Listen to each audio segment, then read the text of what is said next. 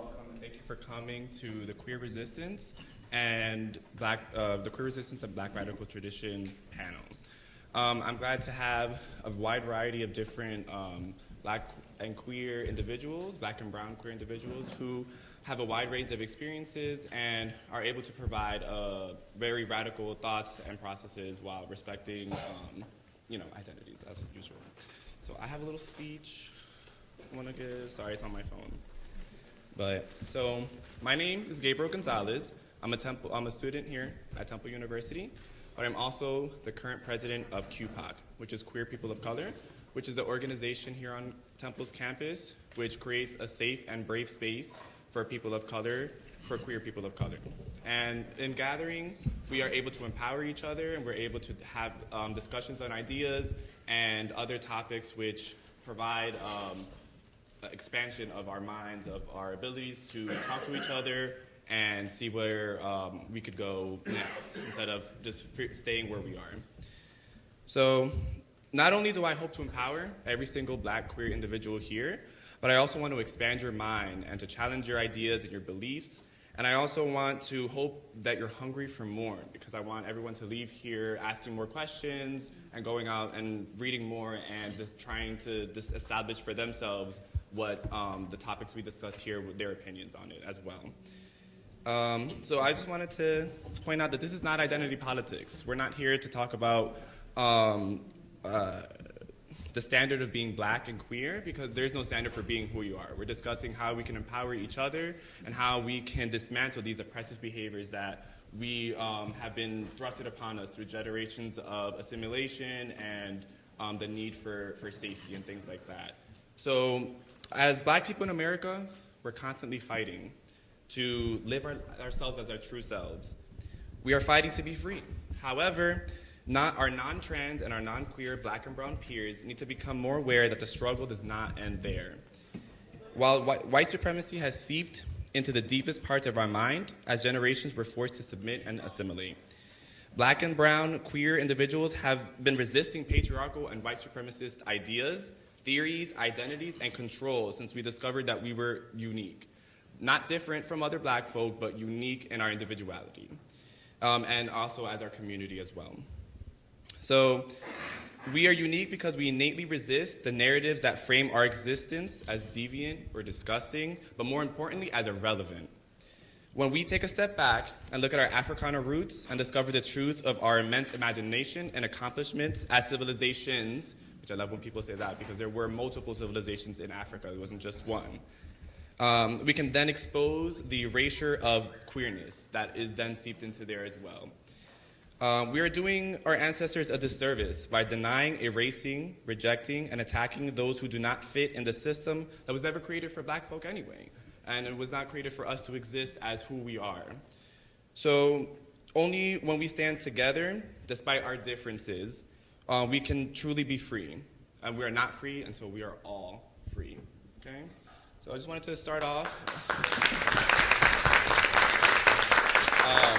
by letting our panelists introduce themselves. That way they can discuss very quickly who they are and what they feel like they can provide as well, which I know that they can provide a lot, but it's better to hear from them. So we can start with you. Hi everybody, my name is Che Gossett. I'm a Black trans femme archivist and activist that does work around prison abolition, HIV, AIDS, activism, and decriminalization, and Palestinian solidarity. So I'm happy to be here and be part of this conversation and collective brilliance that's on the panel. So thanks. Good morning, everyone. My name is New Rodney Pratt, and I am an educator and administrator here at Temple University. And I work specifically with our queer organizations on campus, Queer People of Color, Queer Student Union, as well as I do a variety of workshops and different types of trainings to kind of expressly get out there what this whole systemic nature is within our country and the state of Blackness. Thank you all.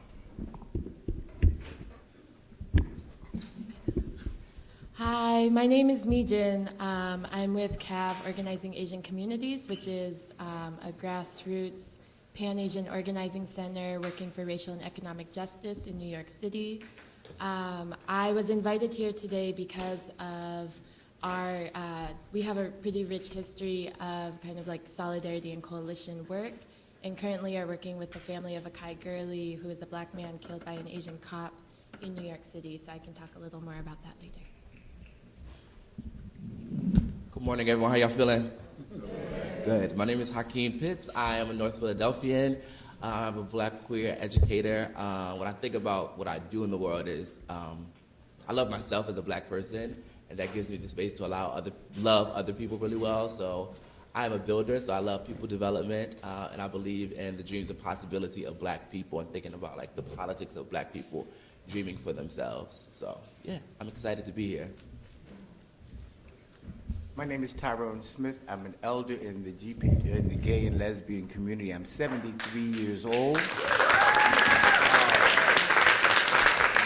And this for me is like, I was real pleased to see Obama, but this for me is like me, that we can have an open discussion. I remember when I was just a sissy, a punk, a faggot, and then I became gay, and then we were in the life and all of it. But to see where we are now, to be on a panel with such illustrious young men and women, I just feel blessed.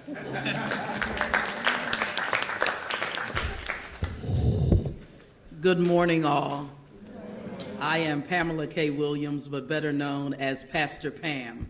I am the only, and I say it unequivocally, out, if you want to call it out, confirming, affirming, unapologetic lesbian pastor in the city of Philadelphia. I am the pastor of the Ark of Refuge Tabernacle in the Overbrook section of Philadelphia, and we are radically inclusive in our ministry, which means that if you believe in Jesus the Christ and wish to serve God in the freedom of your existence, you are welcome. I'm just not an affirming pastor. I'm a believing and a living it pastor. So I'm here because I want to be here, because I think I have something good to help you along your way, and I can learn from you just as you can learn from me. So thank you for inviting me.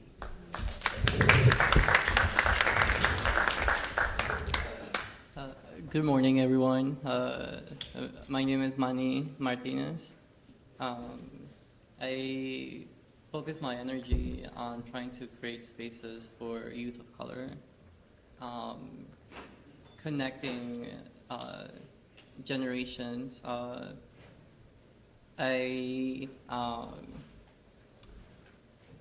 think it's important. I was born in Mexico, and I crossed the border with my family at 7, and most of my life in the United States, I've lived here undocumented. I grew up in New Jersey, and I found, out of displacement and the trauma of forced migration, a home here. And I hope to talk. Gabe is handling the moderating with the questions and stuff, but frame it with history. That's important for us as youth of color, as queer youth of color, to really dismantle what is told and what is fed to us about ourselves.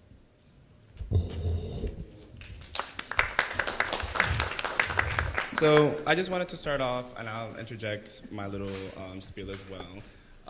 Just what does everyone feel about how can us as queer people reclaim our narrative within the movement, even in the civil rights one as well? How do you think that we could go about just kind of allowing ourselves to bring back our autonomy? How do you think, and I believe, when we start moving past, I guess, like hierarchies of oppression, of who is more oppressed than who, and those kind of senses, and we start discussing how are we perpetuating these oppressive behaviors in which we live in every day, I think is a good start of doing it individually within each other. So, to stop using such oppressive language towards each other, so slurs and things like that, is definitely, I feel, a smaller way, not necessarily a big movement way of how we can change it, but But I do believe that it starts with each other. It starts with acknowledging our bisexual peers and things like that as part of the queer community as well. Definitely pushing for the transgender women of color who have been dying at such a high rate, but also the street harassment that they face as well, and the street harassment that gay men of color who are expressing themselves more femininely or effeminate are then harassed as well and seen as lesser than and things like that. So I think acknowledging each other and the oppressive behaviors that we perpetuate is a good way to start. So anyone can jump in if you feel you want to give an answer. One of the things I think that's so important, I think that we talk about the male to female transgender, but we never talk about the female to male transgender. So I think that that needs to be a part of our conversation as well. I think so many times we get stuck. And I think the thing that we have to look at is that each one of us are unique human beings. And I think that we need to look at each other, whether we're straight, gay, homosexual, or whatever, as being human beings, humankind, coming out of that same, the structure of mankind that was given to us in the creation of mankind. I think once we start to look at that, then we can begin to look at us as one human unit of individuals with the diversity of our sexuality, the race, and all of those other things, but looking at each other as human beings. I think that's where we start at. That was great. I also think that there's a certain level of unlearning that has to occur too. We have learned to adopt these different principles that are in place. Even some of us that are sitting on this stage today is just so socialized in us that we have to be able to start challenging the status quo that is out there. And for me, it is having these conversations and being in these type of forums. It's going out to our younger and youth communities and having a dialogue about what sexuality is overall. And also an understanding, too, of what white supremacy is. And that it's not just white people, because white people of color and brown people in general, too, can subscribe to those different standards of white supremacy without being white identified. And lastly, for me, I believe that our music, too, is a big proponent of that. Music and media in general. There are so many, covert messaging things that are happening. Then overtly, I would say, for music that is out there, we need to challenge some of these things that are being placed out there, because the state of hip hop is not necessarily for people of color. There are more white people that are listening to this stuff, so they are controlling that narrative and that message. But we are playing into those games, so being able to dissect ourselves and separate out from that messaging. Two things that I think are most important in us fully reclaiming the future of the LGBTQ community is, first, the church must begin to respect that there are some people who live and affirm differently but still have a placement in the religious, if you would call it religious, Christian body of believers. So I think that the church must first do more. And I can talk about the church because some of the things that have affected me the worst in my life, in my openness as a lesbian preacher, has occurred in the church and the mainstream church, the church universal. So I think the first step is for the church to be able to better educate themselves with the community, and also lift its lifestyle of oppression. Because we can call it homophobia, we can call it biphobia, we can call it transphobia, but it's oppression, and we have marginalized the community that we need to bring to the table. So I think that I firmly believe that the church has not done enough. The church can do more, and I believe that it should do more and be about doing more.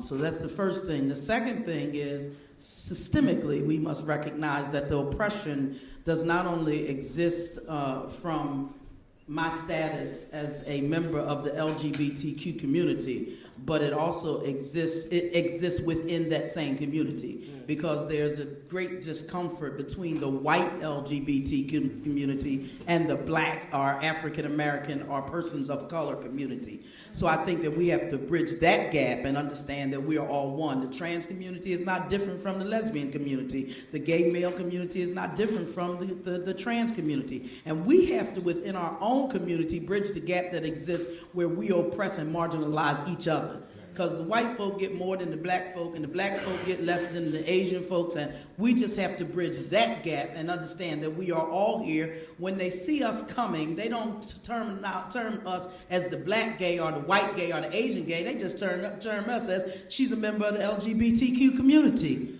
So I believe that in moving forward, we have to, within ourselves, associate ourselves with each other at a greater level of respectability and accountability. I'll share, and I'm going to try to be brief, but to kind of have this conversation, for me, it's important to like ground, like, what does it mean to be radical, right? And to think about, like, what does it mean to be queer? And I think it's important that it's easy to make queerness this like very monolithic idea, right? And even in this moment, what's not lost on me is that there are voices who are not here who are the most marginalized, and they become invisible. So like, in this space particularly, there are a lot of, I would say, male and masculine voices, but when we think about seeing all of us and seeing how white supremacy has made black, trans, gender non-conforming, non-binary people invisible, we gotta sit with that and think about how, even in this space, their voices are not heard.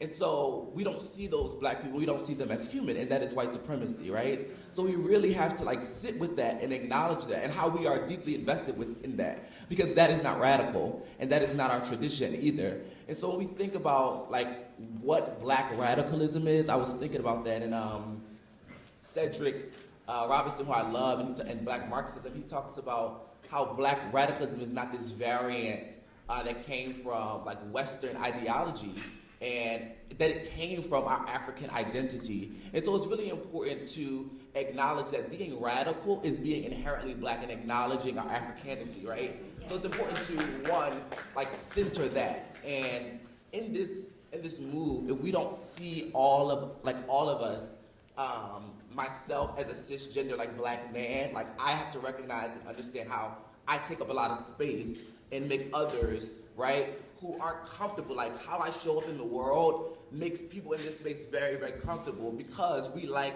the gender binary, right? So we have to think about that and how people who don't exist within that, we're not comfortable with that. We don't want to see that because it causes this tension inside, and that we have to name, that is oppression. That is white supremacy, and we can't get free. We can't reclaim our future if we're not acknowledging and naming these things. So when I think about like queerness, right? So people who are very, very marginalized and live on the margins of society, a friend of mine really, really like encapsulated it as well. And I think we have to think of queerness as a practice, right?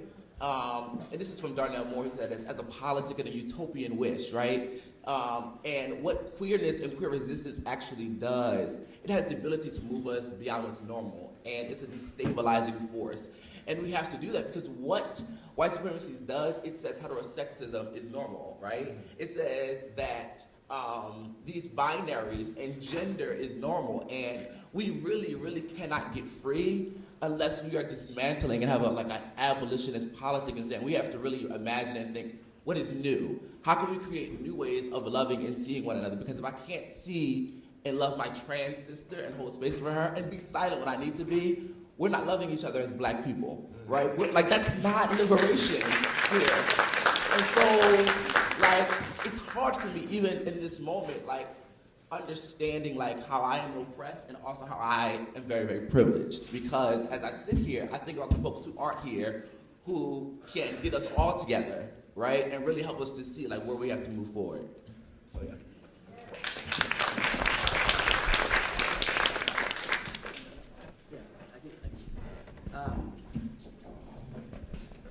I guess something that I'm really excited about being here because I think that all too often queer and trans black politics are thought of as an afterthought or the unthought of the Black radical tradition, when we all know that like queer and trans Black folks have always been at the heart of the Black radical tradition.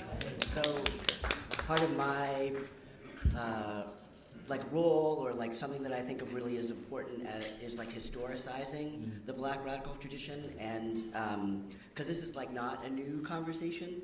So for instance, like in 1970, Temple had a Black Panther conference where Huey P. Newton came and spoke, and like Sylvia Rivera came, Afeni Shakur spoke to a group of radical lesbians, a whole group of like, it was called Third World Gay Liberationists, came from like Chicago.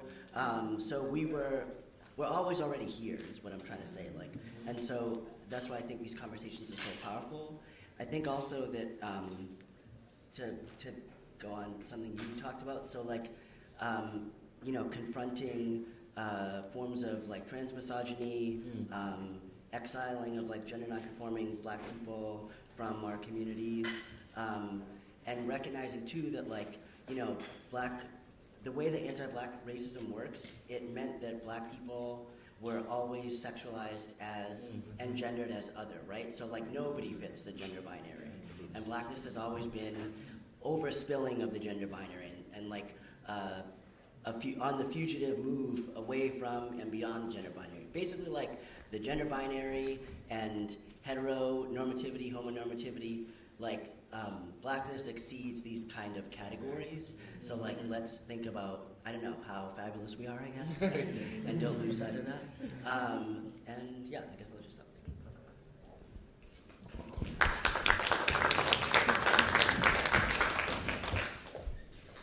Okay, so thank do you. you mind? Yeah, oh, sorry. So how do we reclaim our narrative? And I might ruffle some feathers, but I want us to think about empires. When you think about the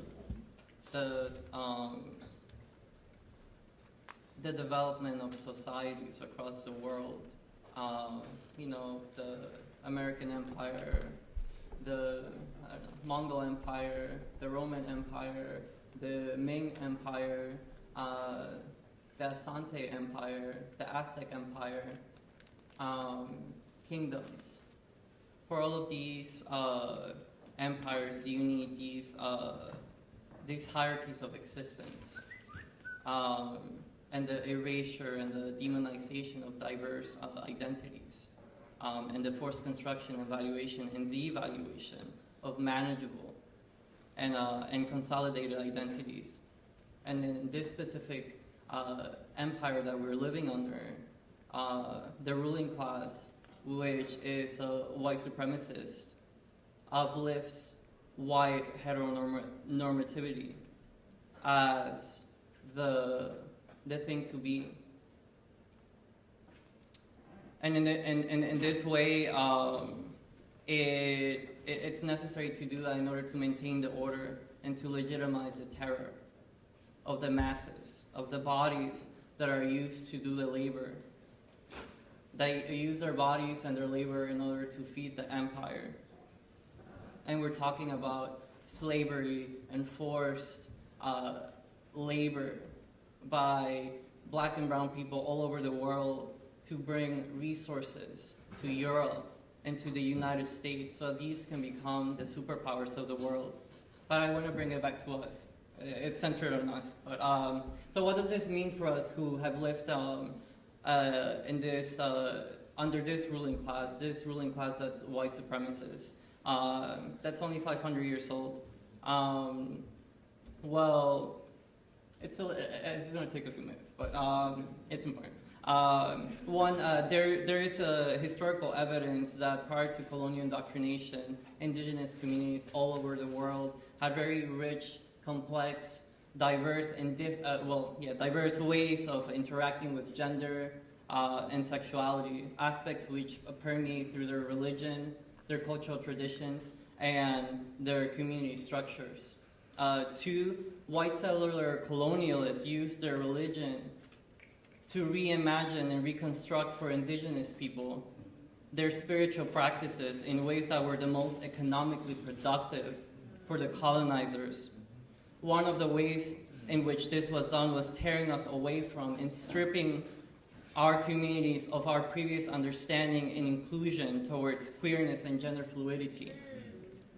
3, once the age of independence hits all of these previously colonized territories, the indigenous people that have not been murdered, but more so the people that have been violently transported and or forced to migrate to build the wealth of the white supremacist empires, and which have over time repopulated these previous colonies, specifically under slavery and indentured servitude in the Americas, we arrive at a reality that living under terror has translated into an overwhelming tendency for our shattered communities to develop an affectation towards the empire's religion, because it has provided us with the only shred of humanity that relieves our resentment and rage towards its oppressive structure. 4, the love affair between the empire's religion and the political structures that developed through the projects of nationhood in about the last 200 years marries the destruction and the silencing of queer and gender fluid existence, and the reconstruction and reimagination of homophobic, transphobic, heteronormative-centered values forged under the colonizer's religion as our black and brown and other previously colonized peoples' status quo nationalist values. 5, today there has been an intentional divestment by the ruling class and this empire that governs the institutions such as the educational systems and the media that record the trajectory of our historical collective consciousness, from understanding the development and management of non-heteronormative, non-white existence as unnatural or only acceptable as commodities or dead. 2 of the consequences of this have been that within white culture, for white people, non-heteronormative identities have historically been less policed because under the economic strategy of the empire, it hasn't and still doesn't rely the heaviest on the exploitation, exotification, commodification, and erasure of these bodies. This has allowed for Western societies, specifically the US and Europe, to be painted as the most forward-thinking about gender and sexuality. And it is related to why systematically white faces currently dominate LGBTQ struggles. On the other hand, the leaders in social and religious institutions, and this is not a generalization, but of non-Western countries currently have rejected the humanity of queer, trans, and gender fluid individuals as one of the many ways they are trying to resist and overturn the cultural and political domination of these Western societies towards their own self-determination, and as an attempt to return back to what they perceive as being the pre-colonial values of their territories. But of course, we have to think about and wonder how these values have been obscured and not as well preserved, and instead hidden and intentionally overlooked and supplanted by the empire's ideas of ourselves, especially through its organized religion. But thanks.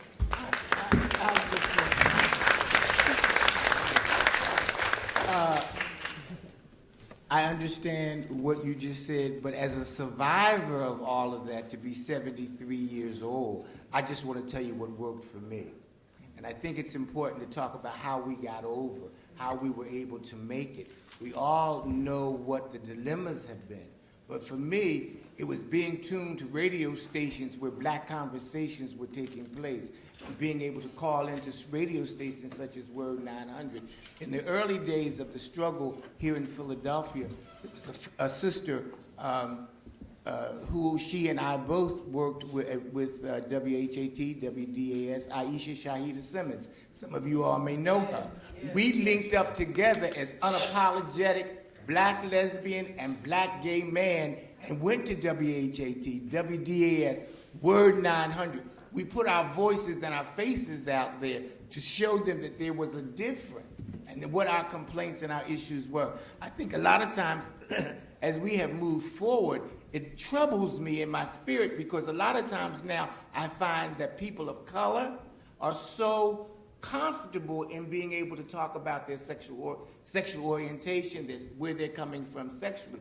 But no matter where you go, you walk into a room, the first thing they see is your Nubian skin, you're black. I think that we have to also, like Tony Montero, who's been my neighbor, my friend, my brother, but I mean, a heterosexual black man. But I built a level of comfortability with him that gave me an ally within the community. I think that sometimes we get so caught up in developing a gay community or whatever community, but we never reach out or get involved with those who become our allies. As long as he's got black skin, he's my brother, no matter whether I switch, carry a pocketbook or whatever. Right. We're black, and we cannot get beyond that. We must embrace that as we move forward. Divide and conquer, we know what that does. And we allow so many times the system to divide us on sexual orientation, sexuality. But the one thing we have in common, we are black people or people of color.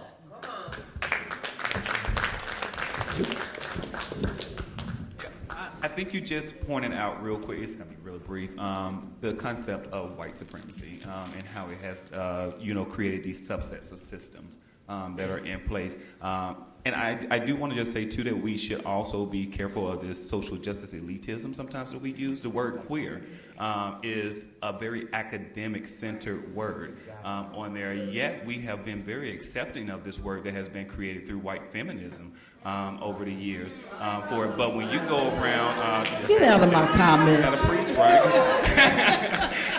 But, if you go 3 blocks away from here and use the word queer, it is a total different nature of the being. So I just want to be careful, too, about us normally just... really accepting certain words that have been out there through, Eurocentrism in general for it. He really helped me because I was going to say, please don't accept me as being ignorant, but I have a problem with the term queer. And I just was going to ask my younger panelists, why do we accept the word queer? Queer means strange and odd. I don't think I'm strange and odd. So I thank you for that, my educator fellow panelists, because I just don't accept that. And I want to understand it better because as I was growing up, when you called a gay black male queer, that was an insult. That was insulting to someone of the, at that time, gay community. Am I correct? So when we say queer, why are we considering ourselves queer? And why are we accepting that term? So my position is that we're accepting our own, we're oppressing ourselves by using that term. So kind of flesh that out for me because I don't receive it. And I was having a very serious problem up here considering ourselves in the queer tradition because that's not my tradition because I don't think I'm strange and I don't think I'm odd. So help me. So, I want to, that actually prompts a lot of other questions which I've been trying to get to. No, it's fine. Because I do agree, and I'm glad that is brought up, and I'm glad that we're shifting into this conversation because just like a little goal for what I want to do is just not to think that everything is so standard. Just because I say queer, we agree on the same mindset of that necessarily, doesn't mean everyone on here does. So I wanted to bring up, especially with that word and how language affects the way that, we are even perceiving and communicating with each other. I had a great conversation yesterday in the car, with other Brock members about how we also don't understand our geographical, our geographical location and how the West affects the way that we perceive, gayness and homosexuality just in general. And how, sometimes when we get into these social justice circles, which have, like Rodney was saying, become very elitist. We get to this point where we're doing the oppression Olympics, where it's like I'm more oppressed than you, you're more oppressed than me. You know what I mean? And that kind of doesn't solve anything because you're in a room with all like-minded people who are getting into arguments about things that at the end of the day, the white supremacy doesn't care about. They all care about just who you are to them and how that relation to them. So I wanted to ask how, so for people in the East and gay and homosexual identifying youth and in the East about Palestine, pro-Palestine, how do you think just our language of queerness and how we're trying to get to them as well? So people from Palestine, we're trying to, homosexual youth there, we're trying to get them to kind of combine with us on top of the pro-Palestine and what's happening in Palestine or occupied Palestine. I just wanted to gauge that out. How do you think a language affects that? How do you think us, even just speaking English and them speaking Arabic or speaking whatever language that is regional to them, how does that affect, do you think, the communication, and how do you think we can work towards fixing it or better understanding each other through these barriers which white supremacy has definitely inserted and gotten us far away from? So I would begin. I'm going to go first this time. I would begin by kind of encouraging folks, not just queers, but I think all communities of color, queer communities, and obviously queer folks of color, to teach and know their history. I think that, Che brought some more historical examples that I think grounded us a little bit in the traditions that we're here kind of they built the foundation for us to be able to be here today. And we all have our lived experience as members of, I identify myself as a queer woman, as members of queer, trans, gender nonconforming, lesbian, gay, bi communities. And we also have we come on the backs of, or we ride on the shoulders of other kind of queer and trans giants. Sylvia Rivera, I think, was mentioned earlier.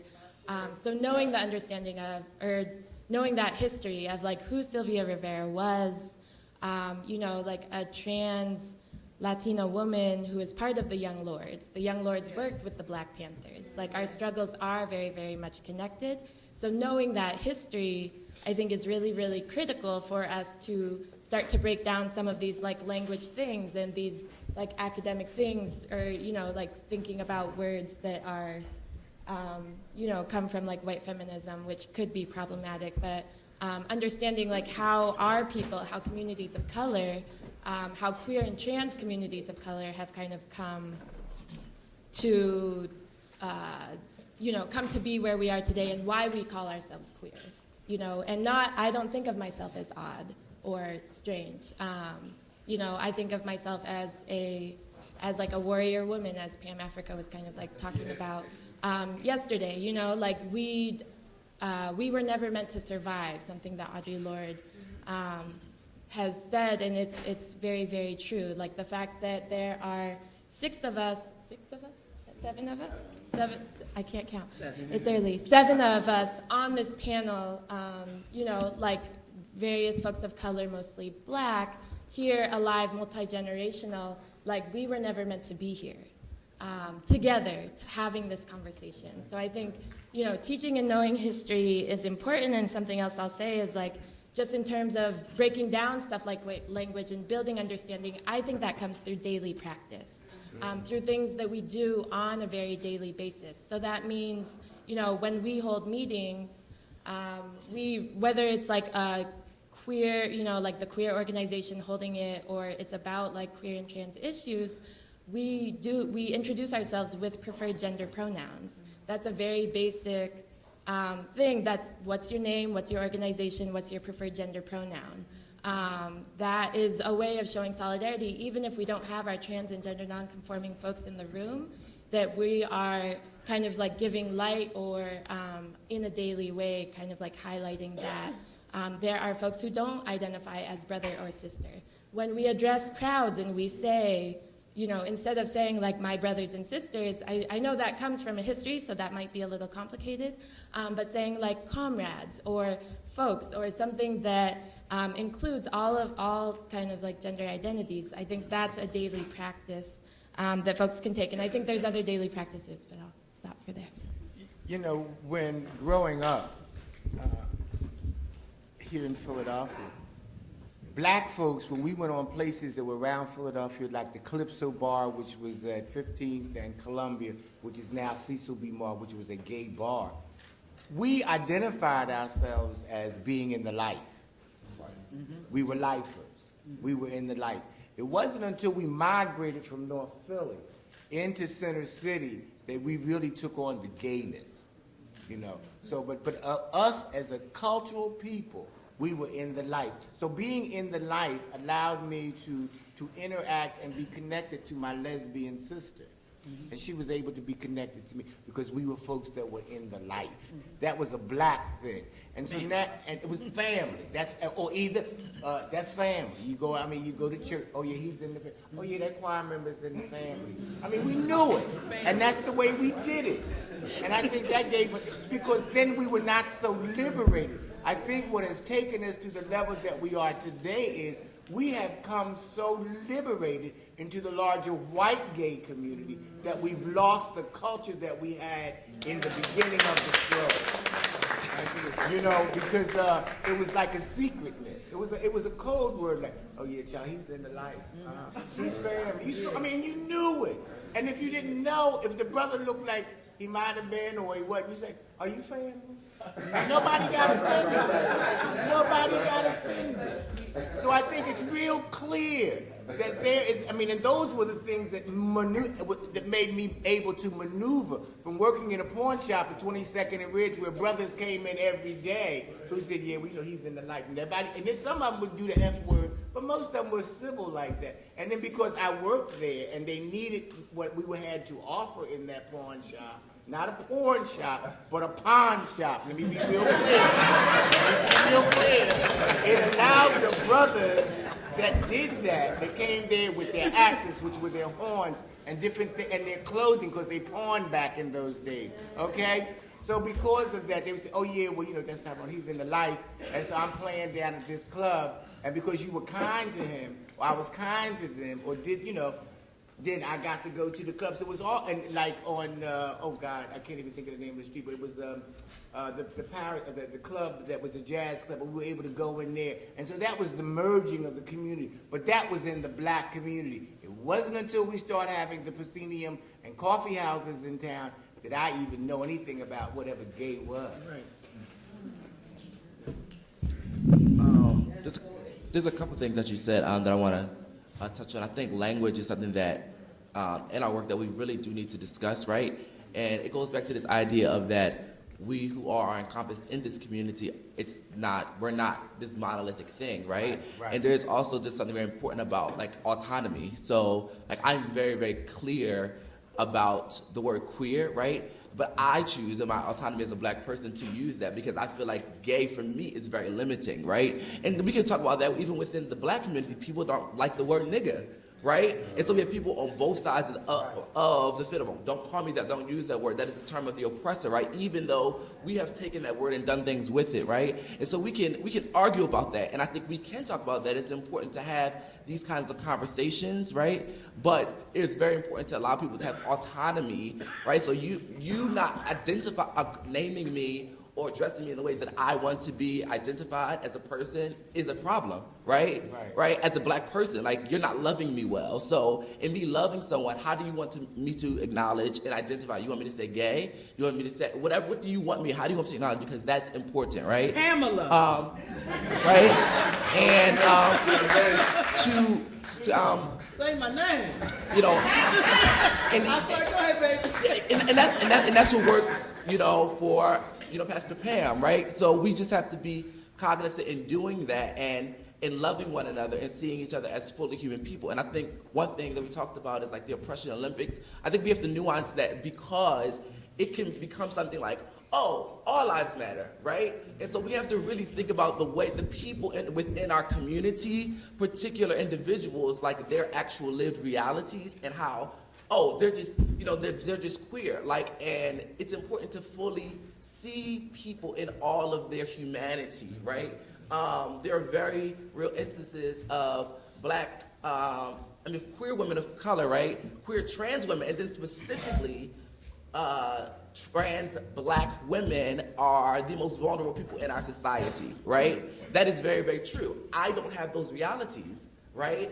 And I have privileges, and so it's important that, yes, we're part of this, right? But we cannot be family if we're not really naming and being clear about how we show up in the world and our realities and how oppression does affect us. Like, I can't love you if I don't see you, right? And see you the way that you want to be seen in the world, right? And so I think when we can have these conversations with one another, right, it allows us then to be able to look at Palestine and be able to love them, right? But if I can't love my neighbor who's right next to me and name them and use their specific pronouns, right, that way, then I'm trying to go over to Palestine, and the thing is, like what does solidarity look like? You know what I mean? Like, we got to ask these questions, and I think in this, moment, it's like I'm a good activist if I am caught up in Palestine, and that is a noble thing to do. But I'm clear that my work is centered in North Philadelphia with those people, right? And me acknowledging and centering those queer people in that community is in solidarity with Palestine, right? Because we have this collective work, right? And so I think it's important to what I'm not is dismissing all these things. It's how do we have more nuanced conversation, right? And how does our personal privileges that we do have because of our identities, right? How do they impact how we see the world and things like that? How does me as a black man who benefits from patriarchy, who benefits from maleness, how does that impact my gender non-conforming and trans and non-binary people? Thinking about that and not just thinking from that worldview that how I see the world and how you should identify is the gospel. You know what I mean? We have to really sit with that because I can't center my personal ideology and think we all won't get free like that.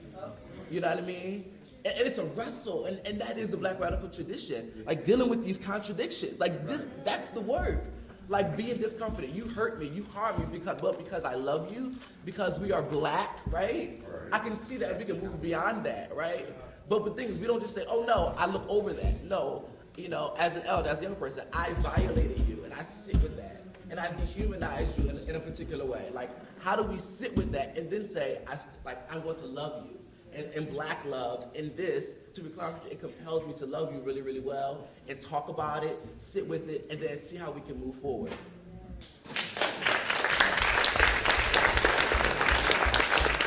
That was powerful on there. I processed everything that you just said on there, and I did want to point back to the original piece. I just want to push back a little bit. You may have another comment towards it in the equivocation of the word, the N-word versus the word queer. I'm very careful about kind of doing a cross comparison with the reclamation of those two words because they're total different things. One is for a particular group, and then it gives reign to people coming in and saying I should be able to say it as well on there. So I'm very, very careful in equivocating those types of words across for it, which is the importance of language in general. Who has the power to say certain words overall? I did want to go back to the beginning of the question in that I think we're seeing this thing on language nowadays in politics that are going on, and Trump, is doing a good job in showing us that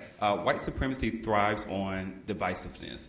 In general, I believe if we all came together as white supremacy thrives on divisiveness. Divisiveness, yes, it is. And guess what? We are looking at people. Sometimes we forget that there's intersectionality and this double consciousness that we have in our own being. And from that, we're now labeling people that are in these other countries, Middle Eastern countries to be more particular. People are labeling them as terrorists. They're trying to take away and do this vindication of humanness and stuff. So we're not having these open conversations on how white supremacy is promoting and fostering language that is divisive overall on it. But language is very, very powerful and important. And if we call things into existence, then it gives strength to it. No matter, once you say it, it's out there. It's in the universe, and sometimes you can't take it back. So I'm very, very careful on how I use certain sacred words over time, because I understand how queer may offend. It's a generational word, too. I understand how it may or may not impact people that are older than I am in general. Whereas I don't necessarily agree with the word overall. I understand how the younger generation does accept it, but I understand as well as how the older people. But I'm very careful when it comes to another racialized word that has been reclaimed by our culture in general for it, because I do not, and I repeat, I do not want that mode of white supremacy and white identified individuals to come in and give justification as to why they are saying it. What's my brother's name? Nuradney. Nuradney, thank you again. I guess you're just in my head, so you can begin to be my writer on an intellectual level. Because the scripture says, as a man thinketh, so is he. So to my young brother here and my young sister, not to be offensive to you and not to respect how you term yourself, I think it's important. What Brother Nuradney said was that how we call ourselves is a part of the white supremacy, how it's able to continue. I don't need a label. I just like the label lesbian. But in order for people to understand how I choose to live sexually, I have to identify myself as a lesbian. Right. But my reality is, when I came out of my mother's womb, I was a black woman and she decided to name me Pamela. Who I sleep with does not categorize me by name. So I don't need a label. I don't need to label that. I don't need white America to give me, the white supremacy to give me another label. I'm already a black woman, already oppressed when I came out of my mother's womb. So if I continue to classify myself by language and different names, then that gives power to the oppression. And I don't want to give power to my oppressor. So I respect that, but as far as I'm concerned, and my position is, there's a gap.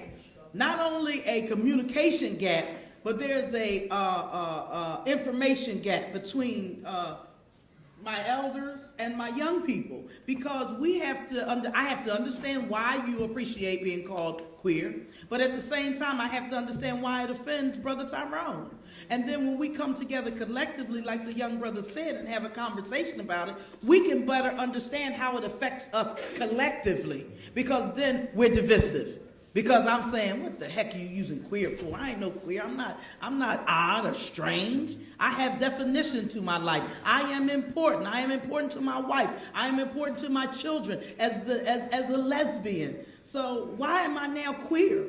That takes me into another mindset or another frame of thinking. I'm not going to use misogynistic terms. I'm not going to use binary. I'm not going to use those terms, because those are not terms that I familiarize myself with, because I am who I am. I'm God's created.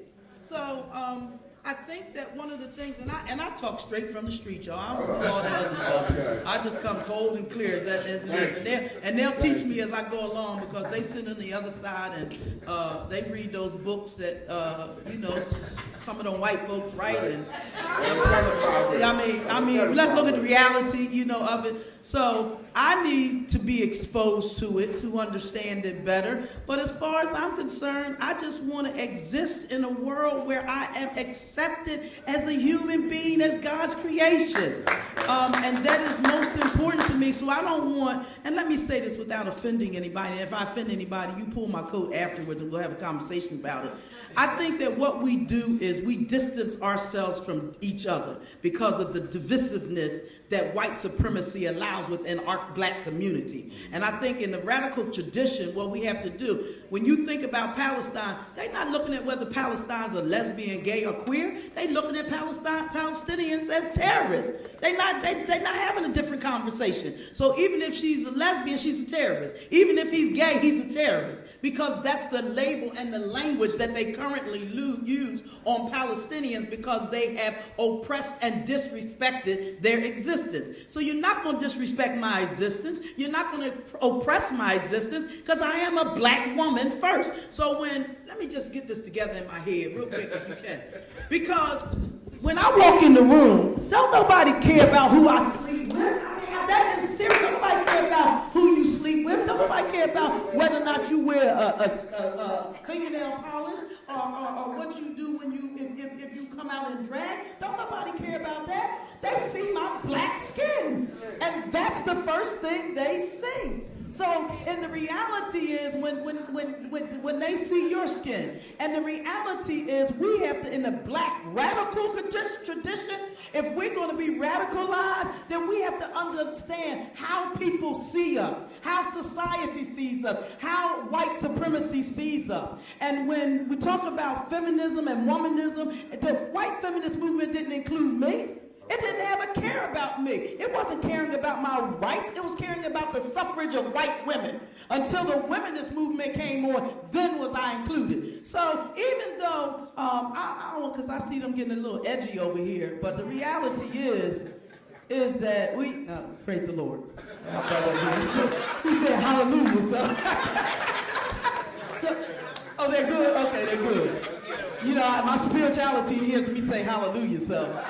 But the reality is, my dear brother, have conversations. And have conversations that will not only educate, that will break down walls of divisiveness. So white supremacy will not have power. Because when we start labeling ourselves outside of our reality, and when I say our reality, they don't see my gayness when I walk in a room. They see it now, because I'm prolific and unapologetic about being a lesbian in Philadelphia. So some rooms they're not going to let me in, so I just get on my combat boots and kick the door in. But the reality is, who we are they don't see. They just see our blackness. And we have to get away. We have to understand that in the radical tradition. Now somebody make sense of what I said. I'm going to let Che respond. Well, there's a lot here. I said there's a lot here, right? A lot of feelings. I don't know. I guess the whole dialogue and conversation makes me think about a lot of things. First, I did a summer program, a writer's retreat, like 2 summers ago called Lambda Literary, and they have different faculty. And Samuel, I got to be in a person of color, LGBTQ group with Samuel Delaney, and he said this really remarkable thing about growing up, and like all his friends call themselves queer, and this is in like the 50s, and gay wasn't a term that they used, and he found it to be like an academic term, and now it's like totally flipped. So I think, part of the categories are always compromises with the chaotic reality that we live in. And I think something that's also really interesting is that, Sylvia Rivera, she gave this amazing, powerful speech at the Pride March in 1973, and it's on Vimeo or online, you can watch it. And she literally had to fight to get her way up there, because at the time the gay and lesbian movement was pushing out drag queens, street queens. Star called themselves Street Action Transvestite Revolutionary Group. So they were ridiculed. There was a lot of what's now called transmisogyny, even though Marsha P. Johnson and Sylvia Rivera created this movement. They were at the core of this movement.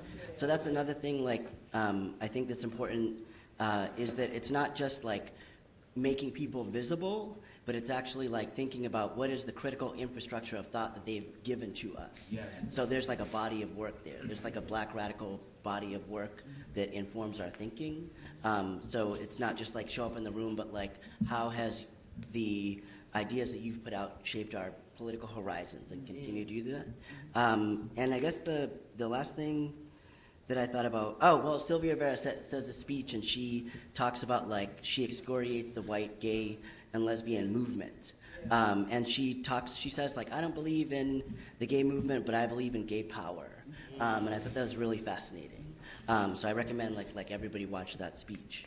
I think on the question of Palestine and solidarity, as someone who went to Palestine, I went to Nabi Sela, which is a community under occupation, an area under occupation. And I met with members of the Timimi family, which is a family that was nonviolently resisting Israeli occupation. And basically, like, every Friday they would do these protests at a natural water cistern because Israel controls so much of the water. And members of their family were killed. They were shot with projectiles. So I, like, picked up one, and on the back it said that it was made in here in Pennsylvania. So I think, and I was like halfway across the world, right? So, like, there's ways in which I think that these struggles, I think white supremacy, anti-black racism, and anti-Muslim sentiment all benefit from the idea, and they perpetuate the idea that these things are divorced and have nothing to do with one another. That North Philadelphia has nothing to do with, like, Ramallah, but they do. And also, like, Israel and the United States have been sharing police and carceral technologies with each other since, like, the 60s, not since Ferguson, but since the 60s. So these struggles are directly interconnected, and there's also a legacy of, like, you know, James Baldwin, June Jordan, and other people, black queer people doing Palestinian solidarity. So I think that all those things are, shape, like, our political horizon for right now. Can I ask you a question? Yeah, sure.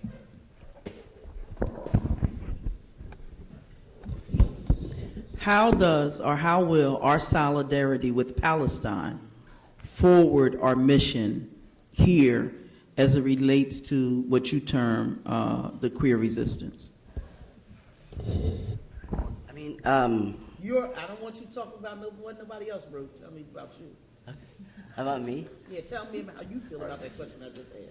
Yeah, I think that there's a lot of great conversations happening, and I think, like, I think one thing is also that, like, there's ways in which Israel has, there's a whole branding campaign that's been happening since, like, 2006.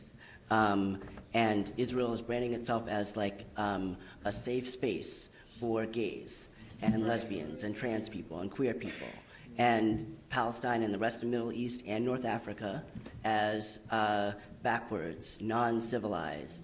And the basis of this is, like, they say, like, oh yeah, you know, like, North Africa and the Middle East, everybody except for this settler state and militarized state is like homophobic, like it's a racist portrayal, right? So I think that that's like, and that connects to the point earlier that you were talking about like framing people as terrorists, like using painting black people as more homophobic, or painting Muslim people as more homophobic, or painting Middle Eastern people as more homophobic is part of like a racist mindset.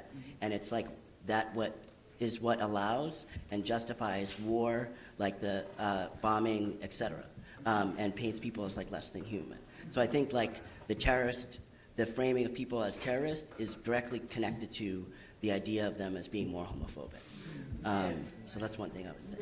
Yeah. So,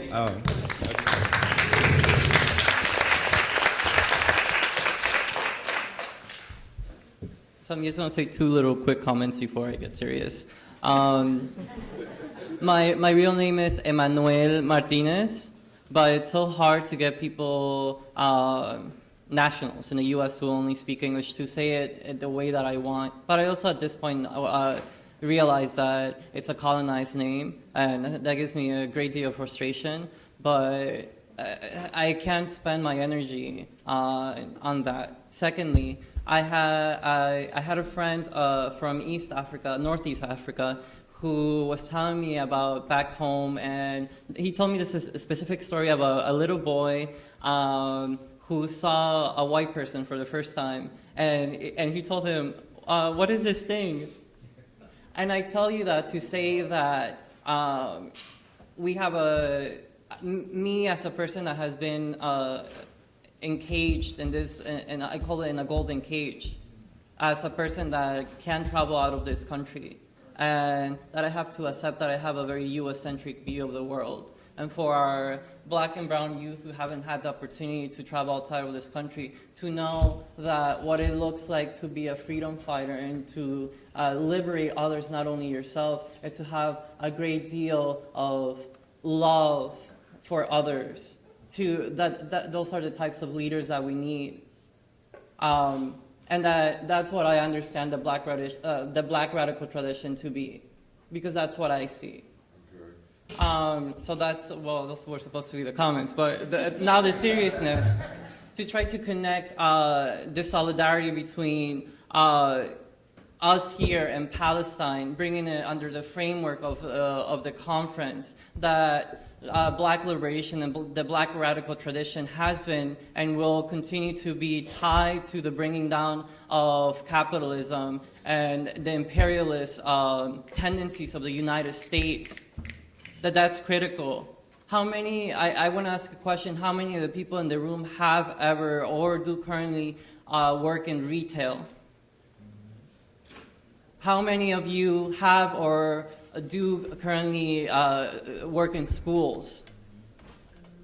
How many of you, same, social workers, postal workers, workers, the key word is workers, that the masses, the foundation of these capitalist societies all over the world, what connects us here and there is that those youth are being used to build all of this infrastructure for this system. You have the H&M. How many of us, and I'm guilty too because I have bought H&M, whatever that crap is. All of this stuff, all of these phones. Did you know that one of the metals that go into these phones comes from the Congo, one of the richest regions in the world? That they have used 5 million children in order to mine this metal. Yes. And that this has blinded us. This is what our God is. We don't know who's producing our shoes. We don't know who's producing our clothes. We don't know who's laboring. My mother, her whole life, here in the United States, worked in a paper company. For the little flyers that you get for Verizon, for Comcast, just doing one motion, the whole thing, the whole time. This is how we need to get connected and think about the economies of how especially black trans women's bodies are used in these empires. The history of the Caribbean, of all of these islands that become the fantasy places of the white men that go there to fuck them and leave. That's why they're not here. Thinking about those informal economies. And that is what we're thinking about. That's what is connecting our experience here to the youth in Palestine. And just one more thing, that we need to decentralize what we use as language. When we didn't have, I talked about empires at the beginning, that all over the world we had thousands and thousands and thousands of languages. And blackness is not a monolith. So there were many societies who understood themselves, like that little boy that I talked about, as themselves. As they're unique, that they brought a diverse and unique look at the world. So when I say to my mom, queer, she's like, ¿qué es eso? Like, you know, like that word doesn't exist in Spanish. So for us to just engage with how we have a U.S.-centric view of the world and how anti-blackness operates here in the U.S., how we we have Facebook and all these things, how we can begin to have these conversations, how it looks like when blackness and brownness is actually the centrality of the place where you live. That there are places where that is the truth, that is the reality. That is like world, like it shifts your whole understanding of your possibilities for your life. So,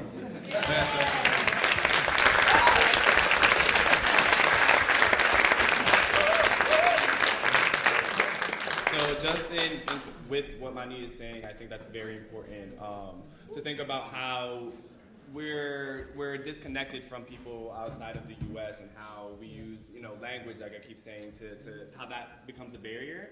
But I also want to bring in, because we do have very different sides of the coin here. Some people who are more academic, who have more structured in academia in the way that in their thinking, which is completely, I think, fine, of course. And those who have more lived experiences, I want to know, how do you feel would be a good way or the best way to kind of connect it? Because I think the problem that comes up a lot, and comes up even in activist spaces, I think especially, and something that I've gone through, is when you get too much into academia, you start getting into identity politics. And when I took the Black Woman, or Women in Black Literature with Daniela Wright, this is your shout out, I think that what she helped me do was see like through like Michael Foucault, right? We had to read his What is an Author or whatever. And everyone in the class, all of us, these strong Black women and 2 Black men, including myself, we're just like, what is he saying? He's going around in a big circle talking, but nothing is ever being said. And we did connect that to how in academia, a lot of the time, with these words, which I agree obviously with everyone, and I understand, and with what Rodney is saying, is that we begin to label other people from other countries with these labels of these identity politics that don't apply necessarily out there. So in not even just Palestine, but in North Africa, in South Africa, in Egypt, in all these other places, the words that we're using here and queerness as just like a system, we're not realizing how it kind of is. We're trying to push these people into what we're trying to fit into what we feel is that. When, again, with these language barriers. So I just want to know, how does everyone feel about connecting lived experiences? How do we take academia, which is, again, a privileged thing to have in America and around the world, to be educated through higher education? How do we take that and get out of that and get step down from these ivory towers and come back to the real world? And how do we start fixing it? How do we start using, like, okay, queerness or queer as an identity? How does we go from just talking about it? How do we then revolutionize it? How do we radicalize it? How do we use it in the Black radical tradition, is what my question is. That's a really actually good question. It's something I think about all the time, because as I think about myself, someone who's going to college, and through a friend learned this term that she learned in academia, my best friend showed me, called having this bicultural identity. I was like, what the heck is that, right? And so it's interesting because I navigate this space. Like, I'm from North Philly, broad and area. That's where I was born and raised. I was born in the hood with working class people, right?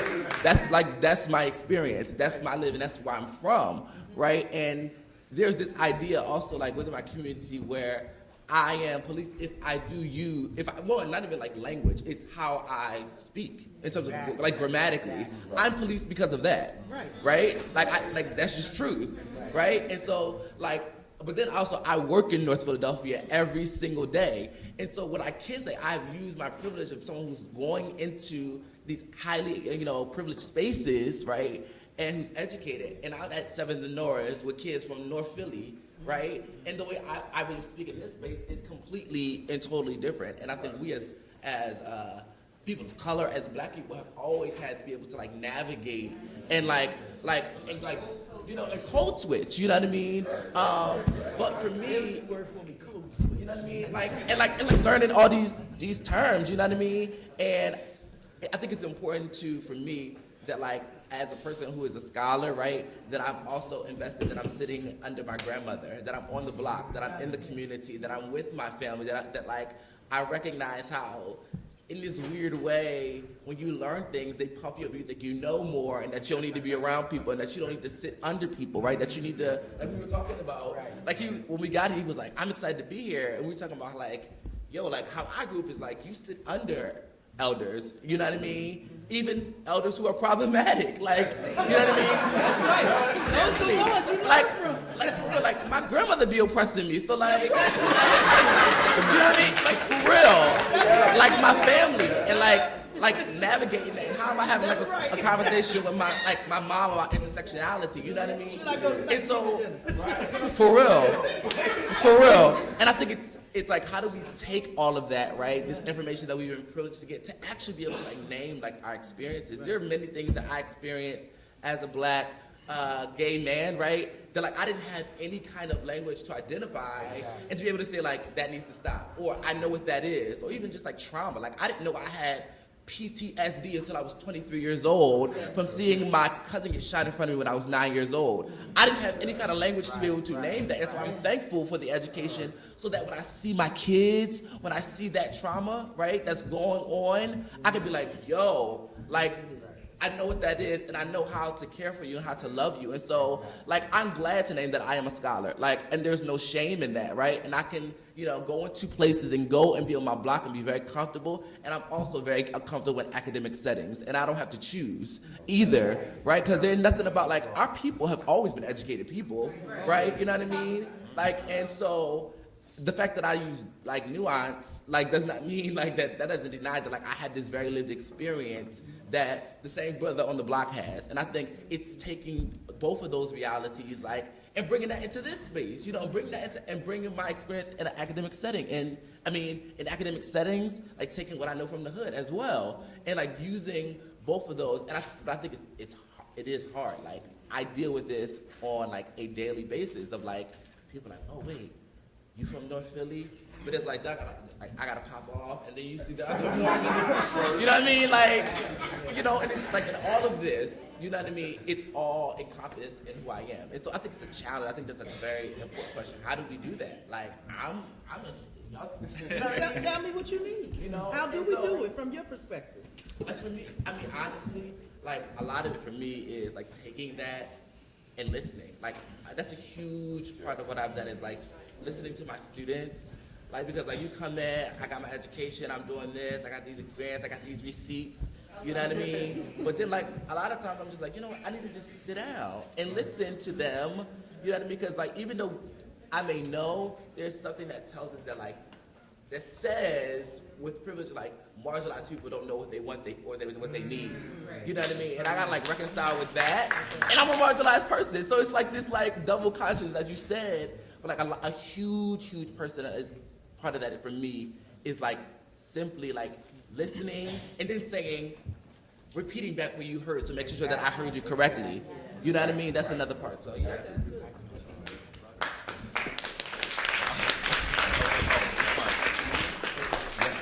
That was great. I grew up in the South, if you couldn't tell from my accent that I have. Montgomery, Alabama, to be exact. So there's lots of, I know, right? You know, the home of the civil rights and the home of Dixie, too, when they tried to take us down in the country. Yes, I am. But I too, would say that there are challenges associated with education because my grandmother was the most educated person. You would have thought that she had a PhD in cultural studies, and yet she didn't have but a 6th grade education. And it's because of those experiences that she had overall. We, over time, have become hindered by education. And it's a falsity. And I'm reminded of that falsity because when I have to compete against my white counterparts in work, they remind me of it unconsciously, that I have to prove myself over time for it. And they think I don't know, but I really know because I'm conscious in that sense. But I would say that we have to question sometimes too. And I always tell students on this campus, you have to question what your professors are teaching to you because these books that are coming out of Texas, that's where your books are coming from. They're not right. And they have erased out the real meaning of history and they have confused things over. So I question people all the time. In my field, we base a lot of things on theory. Well, how the hell can I base everything on theory when it's not inclusive of all of the people that we work with? It is based upon white male privilege, not even females in general. So education sometimes to me is a hindrance, and I have not lost where I came from in general. You have to always put yourself in the perspective of where you're at. We're educating one another on Temple campus, yet we're not educating about who Cecil B. Moore is. I'm just saying, just as small as that, we're not educating on this is being recorded. We're not educating on the gentrification process that are going on. So whereas we are obtaining these different types of academic things, so I always challenge, and Kate knows this, I challenge when people use certain academic terms that were not developed with everyone around the table, because it gives a very bad falsity of where the world is at, and we have become dumbfounded. We're not challenging what media has put out there. We're not challenging a lot of stuff. So education to me sometimes is a very big hindrance that is in place. I am appreciative and I understand what my privilege and stuff is associated with education, but I'm also challenged daily on the competence of my educational level too. I like that. Thank you. I really do. I like him. I want him. You just made a new I friend. need him. But this is good. This is real good. When I was 16 years old, I got a full scholarship to two places, either Duke University or Spelman College in Atlanta. Since I had attended predominantly white school, private school, I wanted to go to Spelman. I wanted to go to the AU Center because I wanted to experience my blackness. I wanted to learn these things that my mother had taught me. I had to learn more about Martin Luther King and W.B. Du Bois and Bayard Rustin. I wanted to know what my mother was talking about, so I went to Atlanta. And I went to Atlanta and I saw people whose skin color was like mine, but their conversation and their diction was not like mine. Now, Bayview, I was very intelligent. I had very high IQ, and they thought I was going to go on to be America's genius, but I understood that when I went into the market in Atlanta with my sister, who was at Clark College at that time, they still called me a nigger. They still looked at me like a nappy-head little black girl. So all of the Shakespearean history that I memorized for my major in English, all of the dissecting I did in chemistry class, all of the Grapes of Wrath readings and all of the readings that I did in my human lit class did not stop them from seeing me as a little black girl from Philadelphia. It didn't change. Whether I was there on a full scholarship, whether I was there first in my class, valedictorian at age 16, none of that mattered. But when I came home and tried to express some of that to my grandmother, who was from Raleigh, North Carolina, the Tar Heels of North Carolina, who picked cotton and tobacco, when I started talking about Shakespeare and all the rest of that stuff, that didn't matter to Grandma. All she wanted to know is, how was I doing and how were they treating me? So the reality of our existence is not based on what's in that book, but it's based on how I treat my fellow human person in accordance to loving them, caring about them, and pulling them along. So what I need to see you, and you come to my church, and you, and listen to me, and I need Tony Monterio to set it up, and I need y'all, and we need to get what's them boards they call, them flip charts. Okay. Y'all need to do some code switching, and come into the church, and let's have a conversation.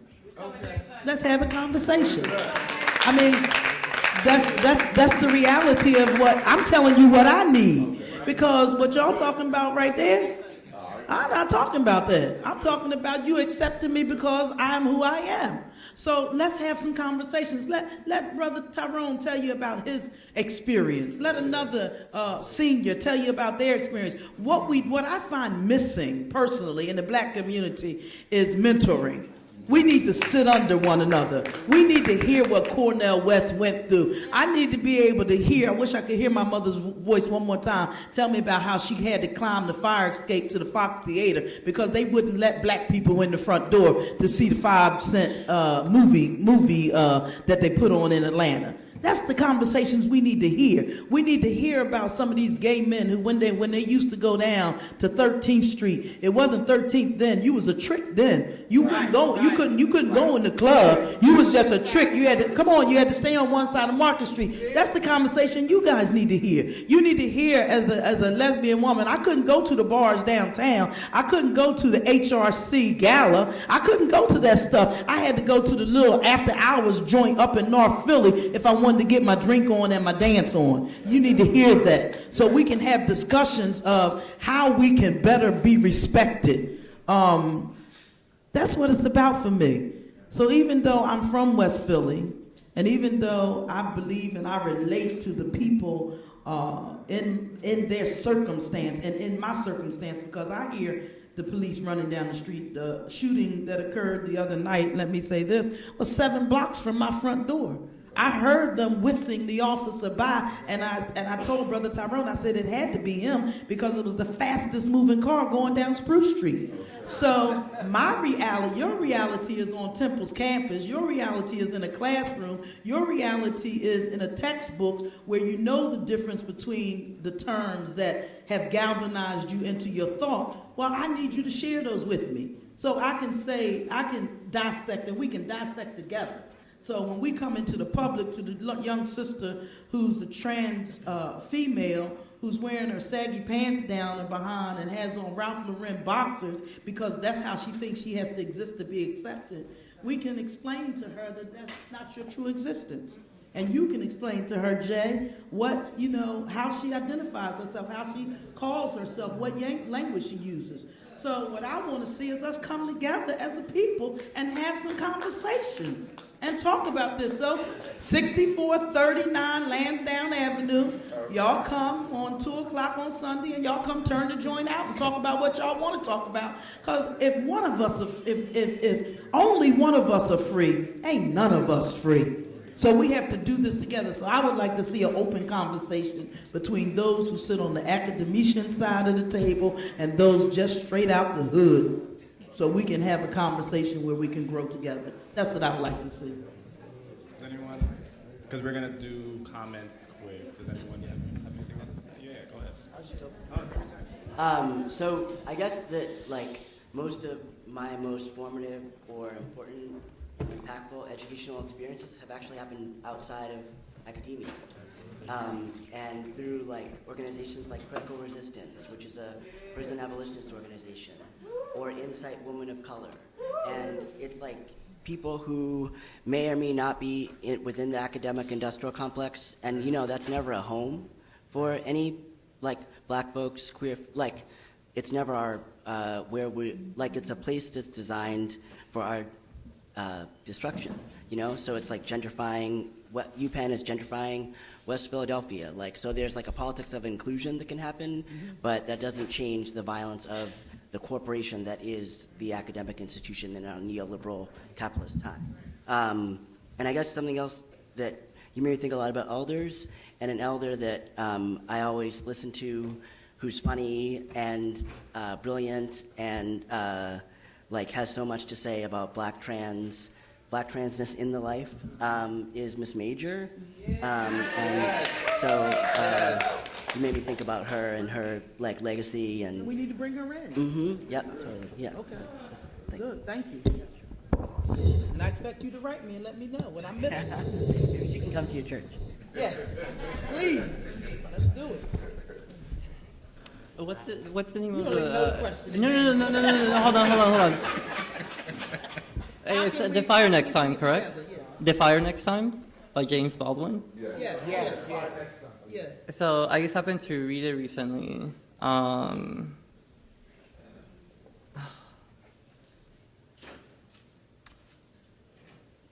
sorry. From your heart, baby. All right. He was talking about how he, in a passage, how he didn't feel he had the strength to be the son of a pimp. Something I'm paraphrasing. Or go into drugs. And that around the age of 12, he started to see the boys and girls take a path and it was either be a son of a pimp or of drugs of church. Right, right. So I think in the same way, as I didn't come out until college because I was afraid, and it actually I became homeless once. That family, but so for me, going into academia was my only. I wasn't strong enough to.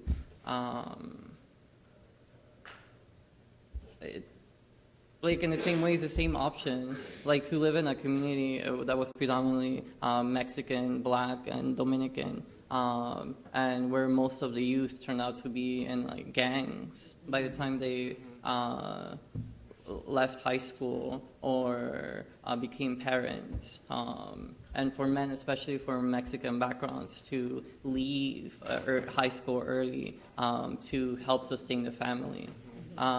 So it was very unconventional, and I went to community college, and I'm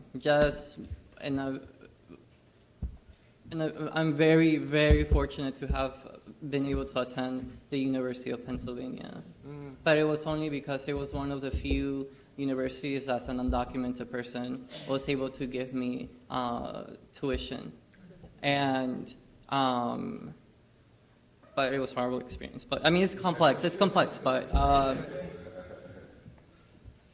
under my the mentorship of Margaret Stevens, who some of you may have heard yesterday, and at least I tried to count at least 13 people in the room and perhaps more that I've listened intently to what they're trying to teach me, and trying to merge these things, because what I focus, at least in my discipline, is history.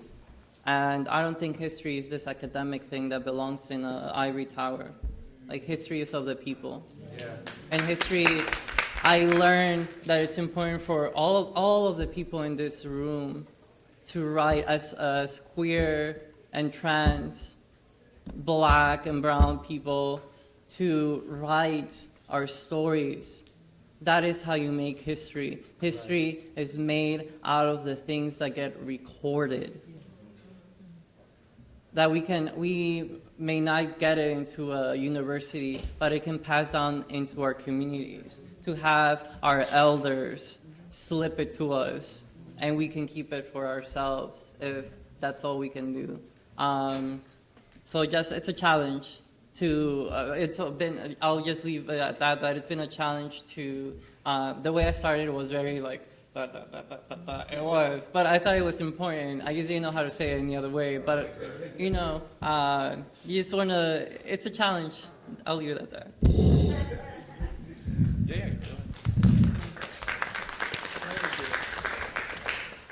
So I just wanted to say, I think I want to try and maybe like before the comments begin to bring us back. We are all here, folks of color, in the United States because of white supremacy, because, excuse me, because the U.S. has either stolen us from our lands, because they have imposed wars in our home countries, because they have forced economies or stolen natural resources in order to make those countries not livable anymore.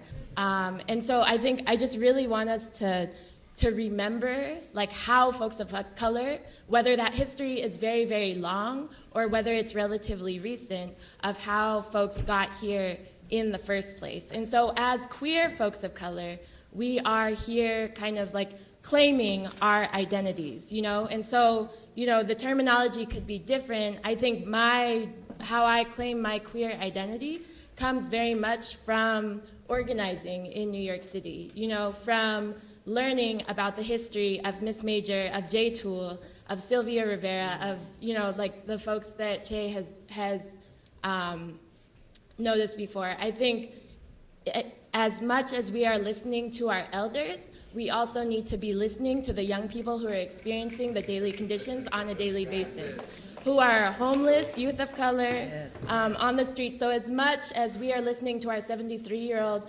comrades about their experiences in the life back in the day, we also need to listen to the experiences of young people. I'm kind of like in the middle. I look young, but I'm kind of in the middle.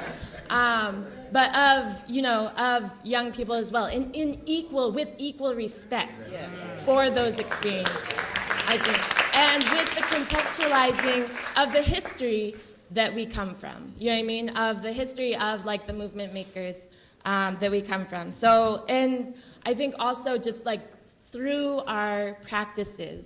So in New York City, we do something called community security. So every single rally that my kind of like queer folks of color, the Audre Lorde Project, Fierce, are a part of, we create a community security team to make sure that we are literally putting our bodies on the line so that the state violence that impacts queer folks of color on a daily, queer and trans communities of color on a daily basis does not have to come into spaces where they want to speak out and, rally and, or even come together in like indoor spaces. There's still community security. So I think through our practice and then through our general organizing. So that's, I just wanted to bring it back Thank you. to that point before the comments started. Sorry, I didn't mean to interrupt you. I was saying I wanted to say something before we start the comments, just like my little spiel in here, to answer my own question. I think also in agreeance, I think Meijin made a really good point. I think that was an amazing point because I think, and I was saying with academia, I think that we forget that people don't have access to these things, et cetera. But what we then start to do is if you're not intellectual enough, or if you can't express yourself in the way that we feel is deemed, relevant, or if you can't write a paper on it, if I can't create, a structured something, you know what I mean? It's not valuable, that I'm no longer able to do that. So even for Pastor Pamela, who is, doing revolutionary things, is being who she is, she doesn't necessarily have to be, we don't have to see her as less, which I feel people do, because she's a reverend, because of where she comes from, and that she doesn't have, or they don't assume that she doesn't have an academic background, not that you don't. But I think that that allows younger youth of color to feel discouraged to come into the movement, and that's what happens with our social justice circles and things like that, where elitism becomes this thing where if I can't speak it, if I can't articulate it, then it doesn't exist. Right. But I feel like we were saying about Hakeem, how he was saying that it's good that we have people who are educated in this language, in order to help them gauge out what it is that we can and can't do.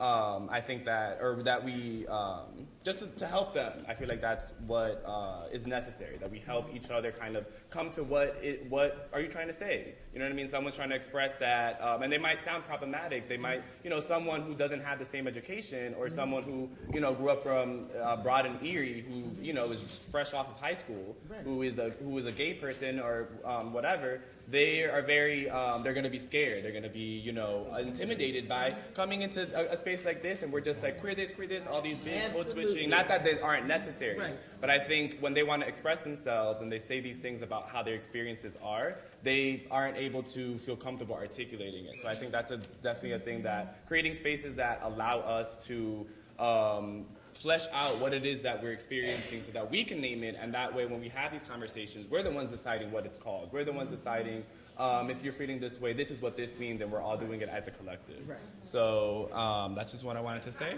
So we could start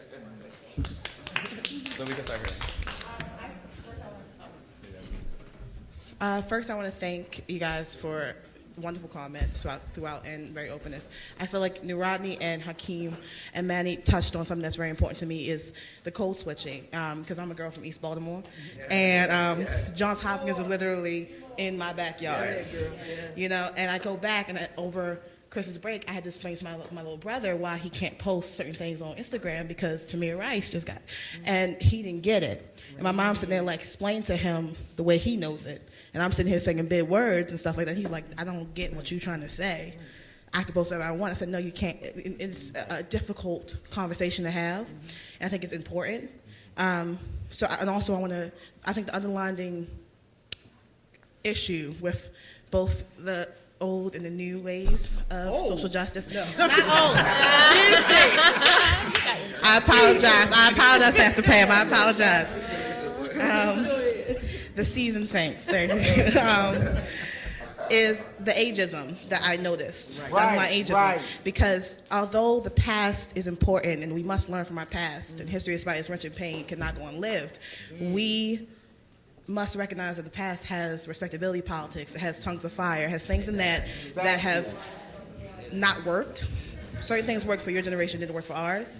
And what I found is that I was blessed with a grandmother who understood that. And my great-grandmother's still alive. She's like 84. Turning 40 this year, and I wanted to make sure she knew that. And her thing was this: certain things that we did in our civil rights movement didn't work, and we have to recognize that, because there's like this repeating thing of everyone has this idealism of what the civil rights movement was. That was all perfect and hand-down, and it was wonderful and it worked. I don't know how we can't do it again, because some things didn't work. And I think that's important to ageism, because if we come and have the conversation at your church, I'm asking the elders, can you listen to me too? I'm listening to you, I'm respecting you. I hear what you're saying. I'm living it now. Right. Thank you. I said. Yeah.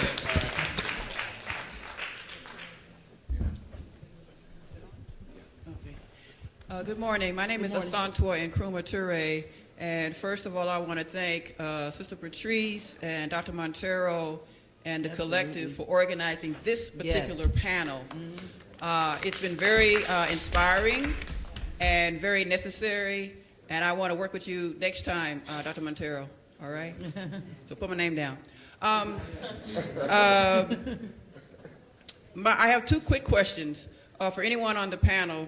If any of you can name some LGBTQ folks who were members of any socialist or communist parties, because I like to read about that part of the radical history of our people. And also, the Pan-Africanist movement has had a serious historical problem with its homophobia. And more recently, a more recent example of that was the straight black pride movement and the event they tried to have in New York, and folks calling other folks hoteps. And I'm one of those who called them hoteps, and I know what we meant when we called them hoteps. Okay. Because we called them hoteps because they got kente cloth that they wear every day that they got from Taiwan, who will not come to a rally against police brutality. Okay, yeah, I went there. So I want to know, anyone on the panel, in terms of how we can deal with that in our Pan-Africanist movement. Thank you.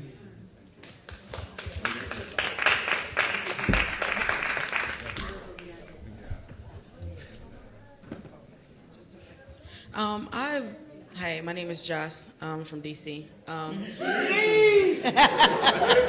have one quick comment. I've noticed a lot of people have been saying a lot about anti-intellectualism, or we want to get away from jargon, or we don't want to talk about the academy, X, Y, and Z, X, Y, and Z.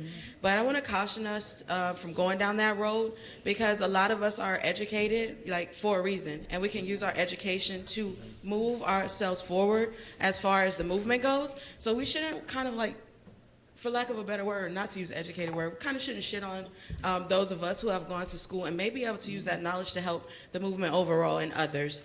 And also, if anything is black, it's knowledge. So if you are an enemy of knowledge, you're an enemy of blackness. So I'm just going to put that out there. Okay, here's my question. How can we stop policing trans bodies and get them involved in conferences like this? Because I see a lot of people saying, well, we need to teach trans people how to do X, Y, and Z, and we need to teach trans people how to know. We need to stay in our goddamn lane as cis people, okay? So how can we make sure that we have a black trans woman on this panel? Because I'm looking, I'm searching. And okay, so my question is, so black trans women have been instrumental to revolutionary actions. Marsha P. Johnson stood up for all of us and was one of our biggest people who opened the door for us. And we don't have anybody that could even represent or follow in her footsteps right now. So how can we stop policing trans bodies? How can we get trans bodies involved in conferences like this? And most importantly, how can we protect trans bodies in this movement? All right. There is a conference that comes into this city every year around June. It's done by Philadelphia Fight. that is a trans conference. So connect with them, and that's how you can get them here. I think what happens a lot of times is the entities are out there, but we don't know how to get to them, and they don't do a lot of publicizing it. But Philadelphia Fight, and I'm not always on board with Philadelphia Fight, let me be real clear with that, because we've had to fight with each other for dollars for AIDS and HIV in this city, after starting a first organization for black gay men in this city, but that's another conversation. But Philadelphia Fight is a place that you can get involved. They, in fact, and this is the beginning of the year, they will start planning for their event in June. Get in touch with them, build a relationship with them so that they can be a part of conversations like this. It's not a black event. It's not a black event. She's saying it's not a black event. But it's a trans event. Oh, she wants to join the two. That's what she's saying. The black trans bringing them together. But they are black transes that are there. They're white transes that go to... Well, what we're saying is as a resource. So go ahead. I actually have a concern that we might be invisibilizing the experience of someone who opened the panel identifying themselves as a black trans femme. And so I want to be, I know that maybe...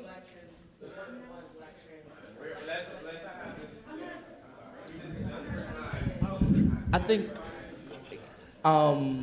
think what you said is very, very important, and this is not to stop the questions and things like that. And like I had noted that like even being in this space is like me as a male is taking up space, right? And I acknowledge that, and like I think that's a problem. And I think like the trans conference is not enough, because as a person who works in public health, like I know that space, worked in that space. Like it's having one event is not enough, and so like it's not enough. Like in every single space and opportunity, they need to be here. Like, and I think I need to sit with that and think about that. Like, why aren't there more representatives here who are trans, who are gender non-conforming? And I think that's very, very, very important. The fact that like we didn't even think of including them, right? Like, and sitting with that, and like how that is oppression, you know. And it's so absolutely, and I think we can't move from that. And there again goes something that's in my mind. Is within the black community, we have our own homophobia. Which, oh, can I just, okay, when we get, I want to, okay. Okay, this isn't even a question. This is a compliment. Okay. You know, I walked through that door. When I seen gay, queer, that word, back in the day, like one of the children or people in their life, they didn't use that word. It was a derogatory word. Right.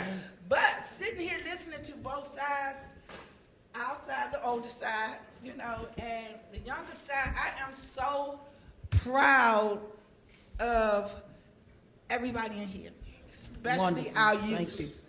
Because not only is they defending, they gonna still be called a queer whether we like it or not. Right. Because that's what it is to them.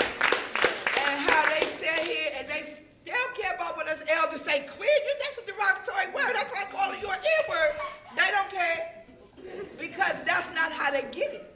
And they standing by for what they feel they are, and they don't care what we say.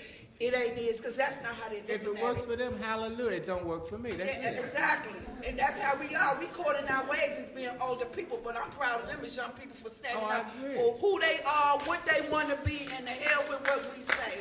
Yeah. And they did it in a respectful manner. So I just want to congratulate the whole panel, the seniors and the babies, and it was a good, the babies, because my baby is 35, so the babies. So I'm just, that word queer got me in here, and I learned a lot, and I'm proud to be here today. Wonderful. We're going to take one more question, and we're going to let them respond. Everyone please just be patient.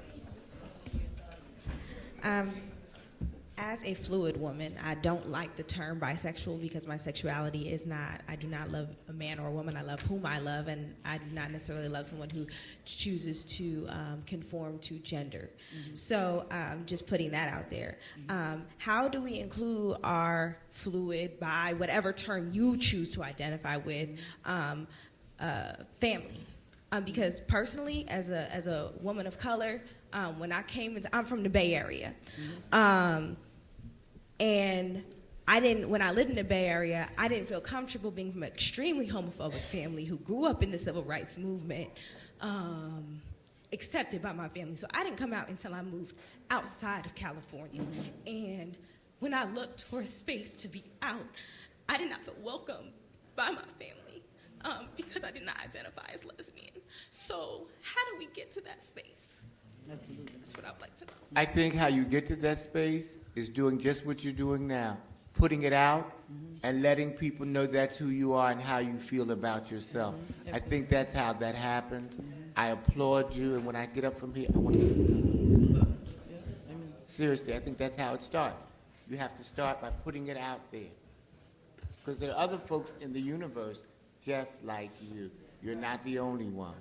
And I receive you right now. I already told you that, baby. So, you know, we have a space for you, period, point blank. So. So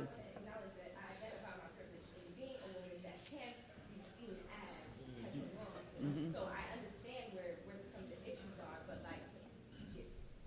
past that. How we get past that? One of the statements I want to make real quick is to the young lady who asked about. I don't think she identifies with the Communist Party now, currently. But Angela Davis is a lesbian who identified, and I'm sure that once, there's one other person, but it slips my mind right now. And then there was a statement made by the young lady where she said the challenge of academia and I guess normalcy or whatever you call it, and to the young lady right here who said there's some things in the civil rights movement that did not work. There's two things that we must remember. I need my younger people who are academically inclined. Not that I am academically challenged, by no means. There are some terminologies that I choose not to use. There's some material that I choose not to read because I believe that the white supremacy operates unequivocally in the educational system, and we have to be mindful of that. So don't think that that I deny or disrespect the fact that our young people today have achieved education. My father was an 8th grade graduate, dropout. So I understand, believe me. But at the same time, I want our young people to understand that the traveling shoes that was on the highway when they wouldn't let us on the highway are the ones that we have to reflect on. So I need you, what you've learned, to help me with my experience. So when we have a conversation, the conversation is so you can listen to me and I can listen to you. And we can join the two because I'm gonna need to write some articles. I'm gonna need to write some papers. I'm gonna need to write a book, a history of this experience. So don't think that I want to separate the two or I do not respect academia. I think that we have to understand that our white oppressors use academia sometimes to make us lose our focus on what has been and what got us this far. Because remember, if it wasn't for the civil rights movement, none of y'all young black people would be in an institution like Temple University because they didn't let us in. You would never got admitted to University of Pennsylvania because they didn't start admitting black folk until 1969. So the fact of the matter is that when you have what you have as a resource in academia, remember what it took to get you there. And that's all I'm saying. So as we come together, you use your knowledge that you have gained and gathered and help, and our experience, or the elders' experiences out there can help you dissect and bring it together so we'll be stronger. Because right now we're separated. Young people over here doing their thing and the old people over there sitting watching on TV saying, oh, they're doing a good job. But I can tell you how once you shut down Lakeshore Drive, that the next thing we can do is go into the city council office and say we want a bill on the books to make sure that you will never shoot down a black boy and put and denounce the fact that there's a video and pay that family off. See, we can help you with that to get inside the room, because while we're standing on the outside protesting, all they looking at us doing is shutting down Lakeshore Drive. But unless politically we get inside the boardroom and make demands, we have done nothing except shut down Lakeshore Drive. So what I'm saying is, collectively, we are a force to be reckoned with. We are unstoppable, because what I don't know, the terms that I don't know and don't understand, he can teach me, and the radicalism that he doesn't understand, or the sit-ins that he wasn't a part of, I can teach him, and we can do it better. We can do it better. Your grandmama knew something.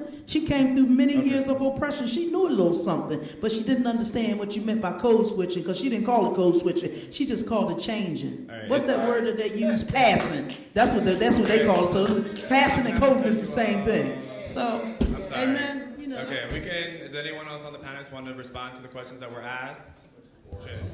Yeah. The person who asked about, like, why aren't there more trans women of color? I think that's a very real. Black trans woman. I think that's very real. There's, like Cecil McDonald is a part of the Black radical tradition. Miss Major, like, also there's, history in Philadelphia of Black trans women like C. Bell. Also, like, Black trans women who have been lost to our communities through, like, police violence, like Naija Morris. And so I think, like, connecting to organizations like Hearts on a Wire, which is a prison abolitionist trans organization in Philadelphia, or the Trans Health Conference. While it's not specifically like a Black conference, there are when I went a couple years ago, Miss Major came and there was a Black caucus. So I think, like, tapping into that is really important. And I think also that, like, it's important to remember, like, when we screen for who's trans, or, like, have a gaze for who's trans, the ways in which that can actually invisibilize trans people and reproduce a certain type of essentialism, because it's like saying, like, trans people look like this. And that's what gender self-determination is about destabilizing.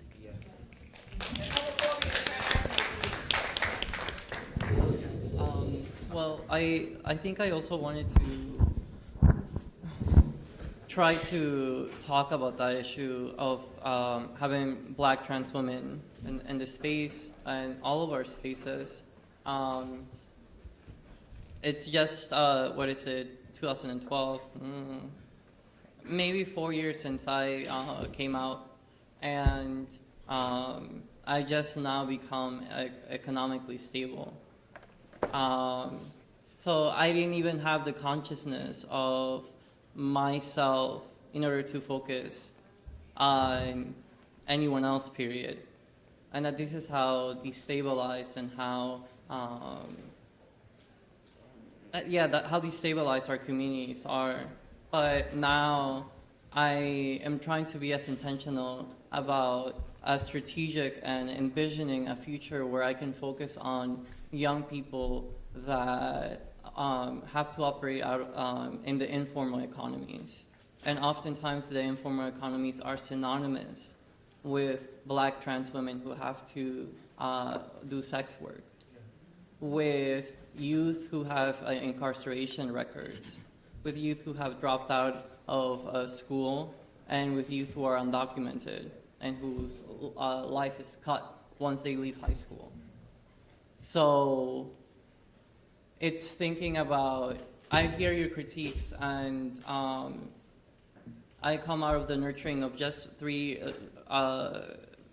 fortunate through my education of building this consciousness. And now that I have it, I won't be able to do something tomorrow, but I'm building something, I'm trying to build something with people for long term. I'm thinking about 10 years, 20 years, 50 years.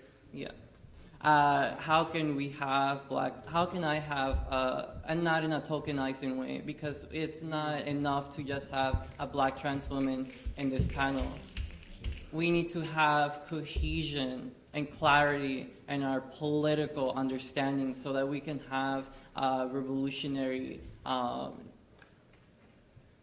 transformative future for all of us. So I need to work on having I'm doing that, and I don't need to articulate that in a public way in a long-term, personal, intimate relationship. So I think that's something that we all can think about. Anyone else on the panel want to speak to that? Well, not necessarily to that. I want to speak on the anti-academia comment that was made a little bit earlier. And I do want to say and be clear that I don't think anyone on this panel is anti-education at all. We are anti-white supremacy. And we see what that has festered throughout education at time. My point from that is that we can't look at education as how it has been presented to us, but we have to have a critical lens out there in order to better understand it. So from my opinion, I'm definitely not anti-education, and I understand that there's privilege associated with it and how we can further each other, because yeah, there were landmark cases that gave education back to people of color, and we appreciate that there's a reason why we weren't educated in the past, because of knowledge, and knowledge is power. But I just want to be very careful that just because we are, critiquing the system that is out there does not mean that we are anti anything. Similar to the notion that because I am pro-black does not mean that I'm anti-white or anti-police. So I just wanted to put those statements out there for everything.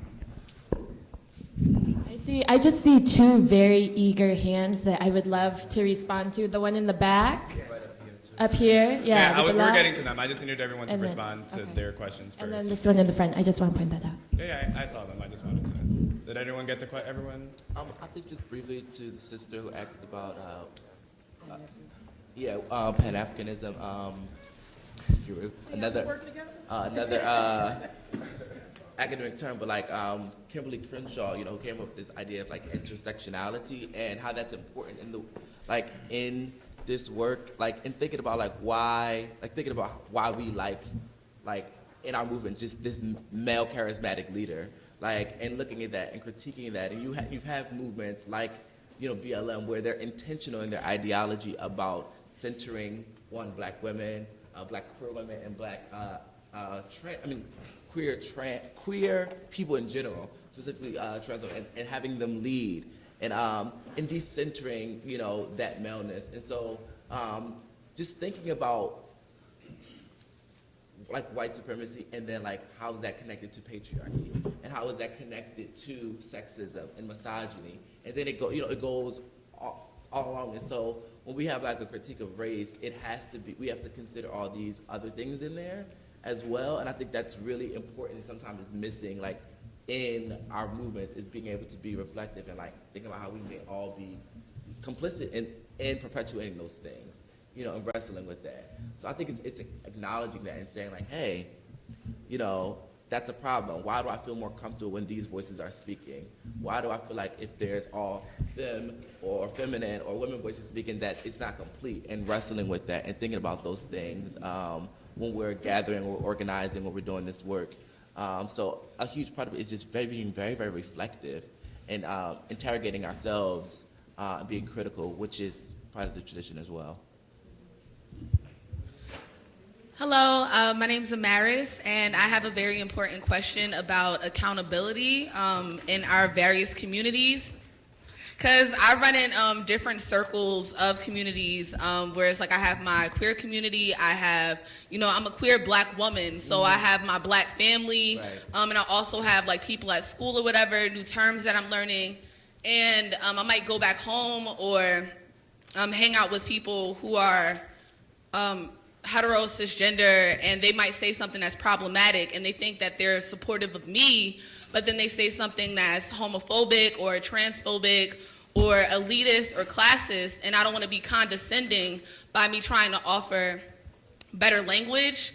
And I'm quick to cut off or call out and cut off people, but a part of that culture could leave you isolated, especially when you call out people for doing something say when you talk about sexual assault in various communities. So how do you on the panel, how do you hold people accountable? Do you often, or do you find yourself holding your tongue because you don't want to come off as condescending? What do you do in those moments? Because I always hear, silence is violence, so I don't want to be quiet about it, but I also don't want to be quick to cut off people who support me. So that's my question.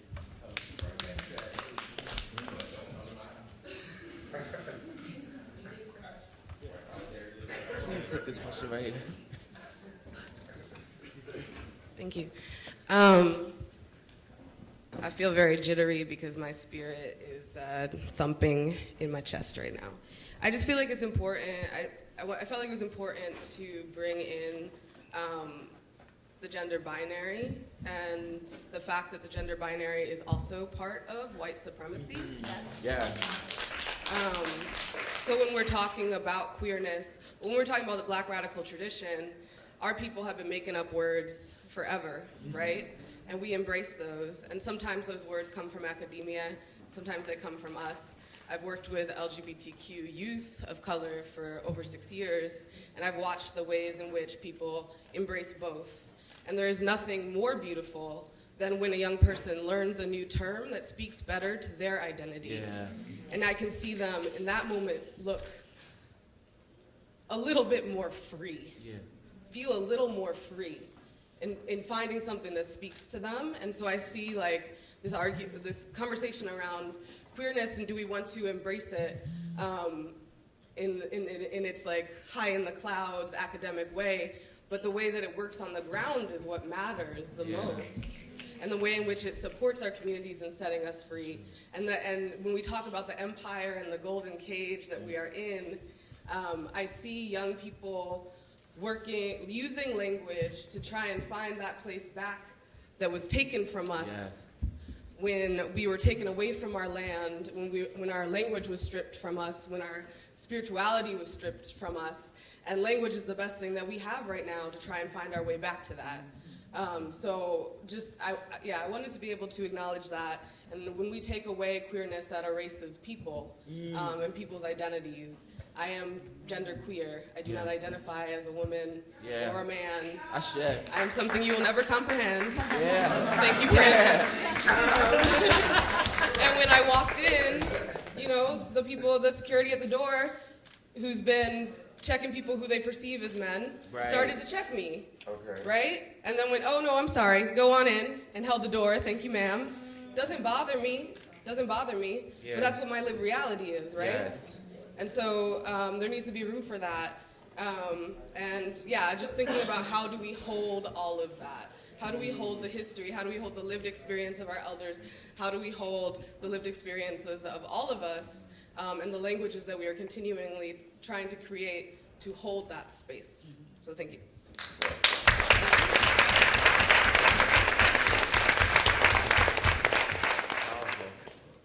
Hi, I just had a question.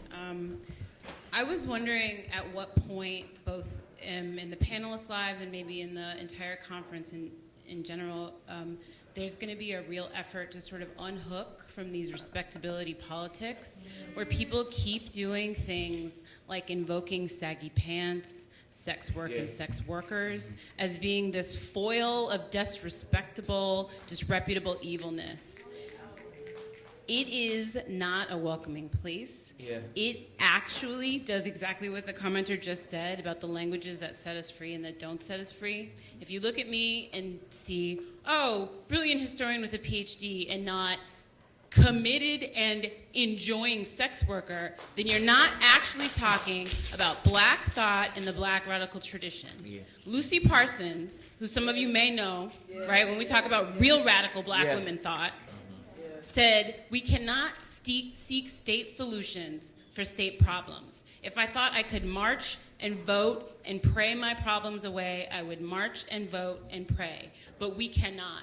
We must remove these obstacles. And even in this room, I've heard panelists, I've heard other people code switch, use terminology that keeps setting up this wonderful white supremacist binary between uppity negresses, thoughts in the streets, women who enjoy having all kinds of sex with all kinds of people in an incredibly misogynoirous way, right? Not just misogyny, but a hatred of Black women at every level, right? Because this isn't just about, got my PhD, I did things, I'm married, I'm respectable. If we're actually going to embrace what this conference, and particularly this panel, about queer, capital Q-U-E-E-R, defense, we have to talk about Keisha Jenkins, who was murdered because a white gang of robbers knew she was vulnerable, knew that they fucking could,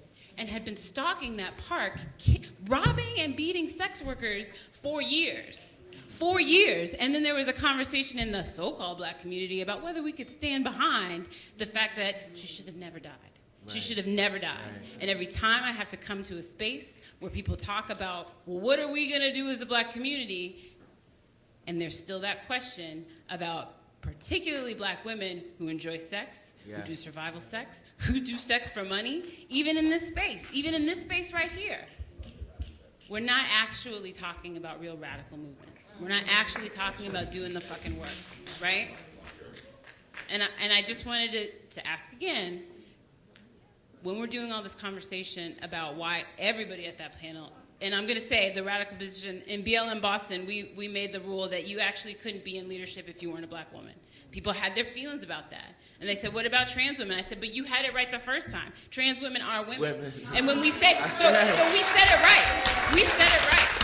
And when we say, actually, a real fucking black radical panel would just be all black women. All black women. All black women. All black women. But I'm going to step back and say, at what point, when we're doing those conversations about unpacking and thinking and praying, are we actually going to do one of the most vital, important work about finally fucking uncoupling from this good and bad black people role? No more respectability politics, right? Thank you. Thoughts united. Doing all of the dirty, dangerous work. Yeah. That's all I'm going to say. I just want to ask that to everybody in this room and the people in the panel. Because having a PhD is great, but also so is being a sex worker. And I'm just going to say that. If I can... we got the last question.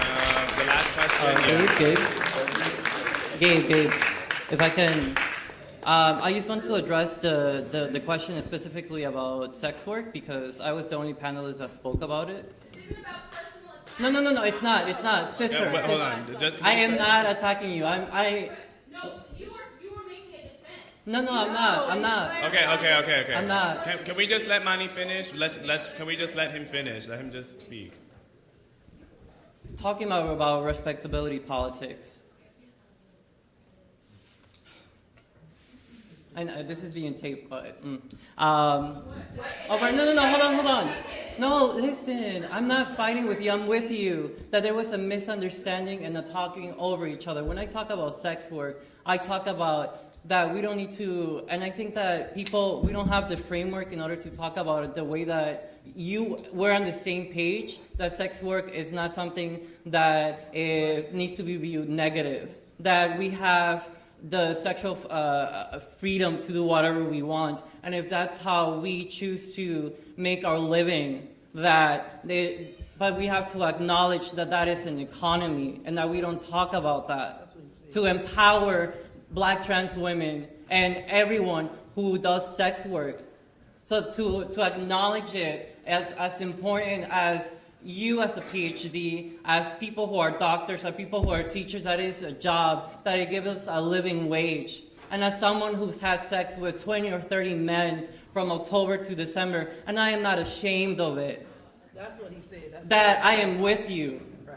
We, as young people, we have to talk about those things. We have to talk about the fact that I went to get tested in December 22nd, the day after my birthday, and all because one of my sex partners told me that he got tested positive for gonorrhea. That we have to be transparent about these things. Gonorrhea, and when I went to get tested, I tested positive for gonorrhea and chlamydia.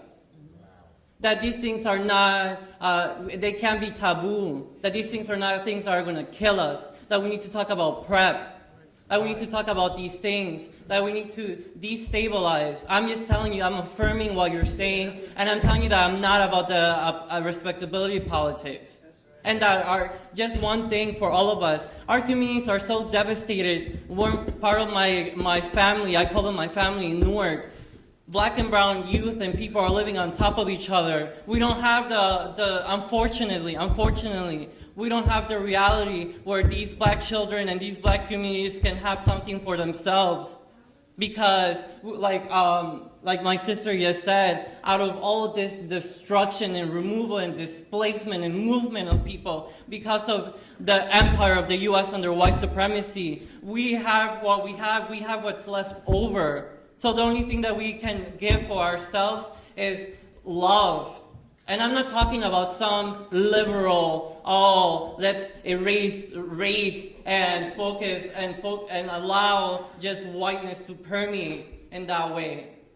But if you want to build in your how do you say, just black spaces, that's good, that's beautiful. I want you to do that. And if I can, how do you say, switch resources over, and the more that I can, so that you can do that, so that I can just hold on to my friend, like Margaret Stevens said, my friend, the mom that lost her oldest son, who's part of my family, who I have to live with, and who I do not know how it feels, her experience. But that is all we have. Her and I and Margaret and my little squad. And I'm sorry that of the harm of this space, that if it was harmful. Okay, we have one more question, and we're going to wrap up. I've recently been introduced to the academic concept of pinkwashing, like the using of LGBTQIAP, excuse me if I missed any letters, issues to suppress or cover up other government agendas. And I'm interested, I understand it to be a tool of neoliberalism now after this conference and hearing more about how effective neoliberalism is. I'm interested in knowing how we can combat that, because everybody got on bandwagon with gay marriage for everybody, but a lot of things were going on, and there's a lot of extra things written in those bills that come with that. So how do we as a people really stop pinkwashing? Besides the fact that more people need to know what it is and talk about it, bring it to the forefront. Okay, so yeah, the panelists can just take a minute. Whoever wants to answer whichever question, please address who the question was for. We can wrap up. Thank you. The only thing I would like to say in wrapping up and saying good afternoon to everyone, I want to get to a place where this conversation is inclusive. Not the conversation, just me, myself, of understanding. I went out and I make an honest confession. I was not using the right terms in reference to the trans community because I was ignorant of that. When I was growing up, they was he, she's, and transvestites, and well, I'm saying it because I'm speaking truth. No, I know, but then it could be actually. Well, I don't want it to be damaging them. When they say queer, that damages me, but I'm old enough and big enough to understand that I'll be okay. No, I mean, I'm talking about reality. See what I'm saying? Because somebody in the street might use that term, but we have to be big enough and understand the effects that it have. And I'm making an honest confession here.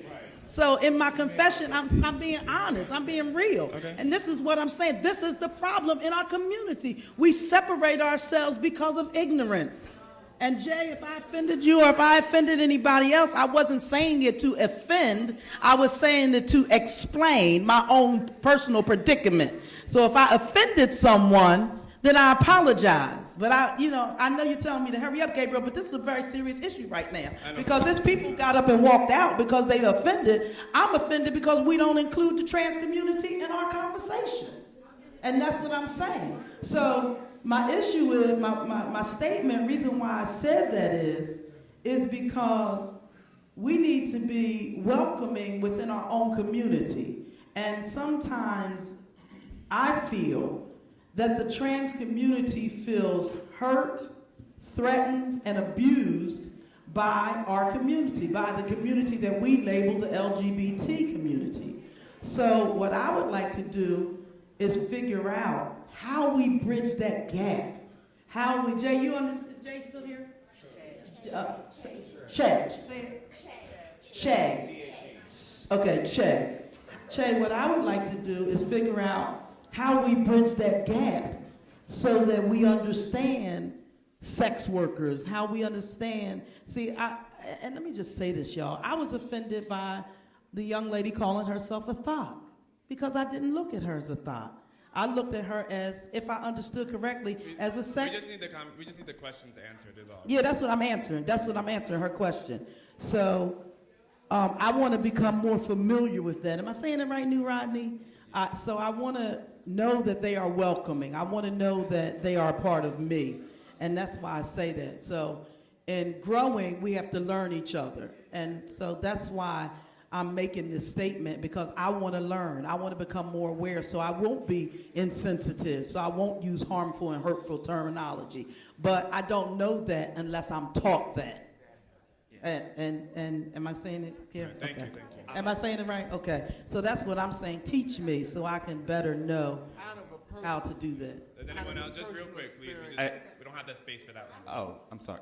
Just really quick, this is just an overall thing. I don't want us to start playing into this whole notion of white supremacy. We're doing exactly what the system was set up for, and we are arguing, with each other. We have to understand that whenever these conversations are coming up, that there is a level of vulnerability and there's a level of unknown that is there. We can't expect, that is the elitism that I was mentioning in the beginning. You can't expect that every single person knows everything. I'm not defending anybody at all, but we have to come to a place to where it is actually a brave space, not a safe space. There's a brave space that has to be here to where things are going to be said, and sometimes it is a trigger that may happen on there. But how do you rationalize that and kind of move on forward? We can't have these conversations and then close down from them over time. We have to move on. We're continuously playing into all of these different things, whether it is, the topic of conversation. There are bigger things that are out there that we need to talk about. We can focus on us being people of color. Sexuality is another topic of conversation, but we got to put this shit behind us in some kind of way, and we have to realize how important this conversation is. But guess what?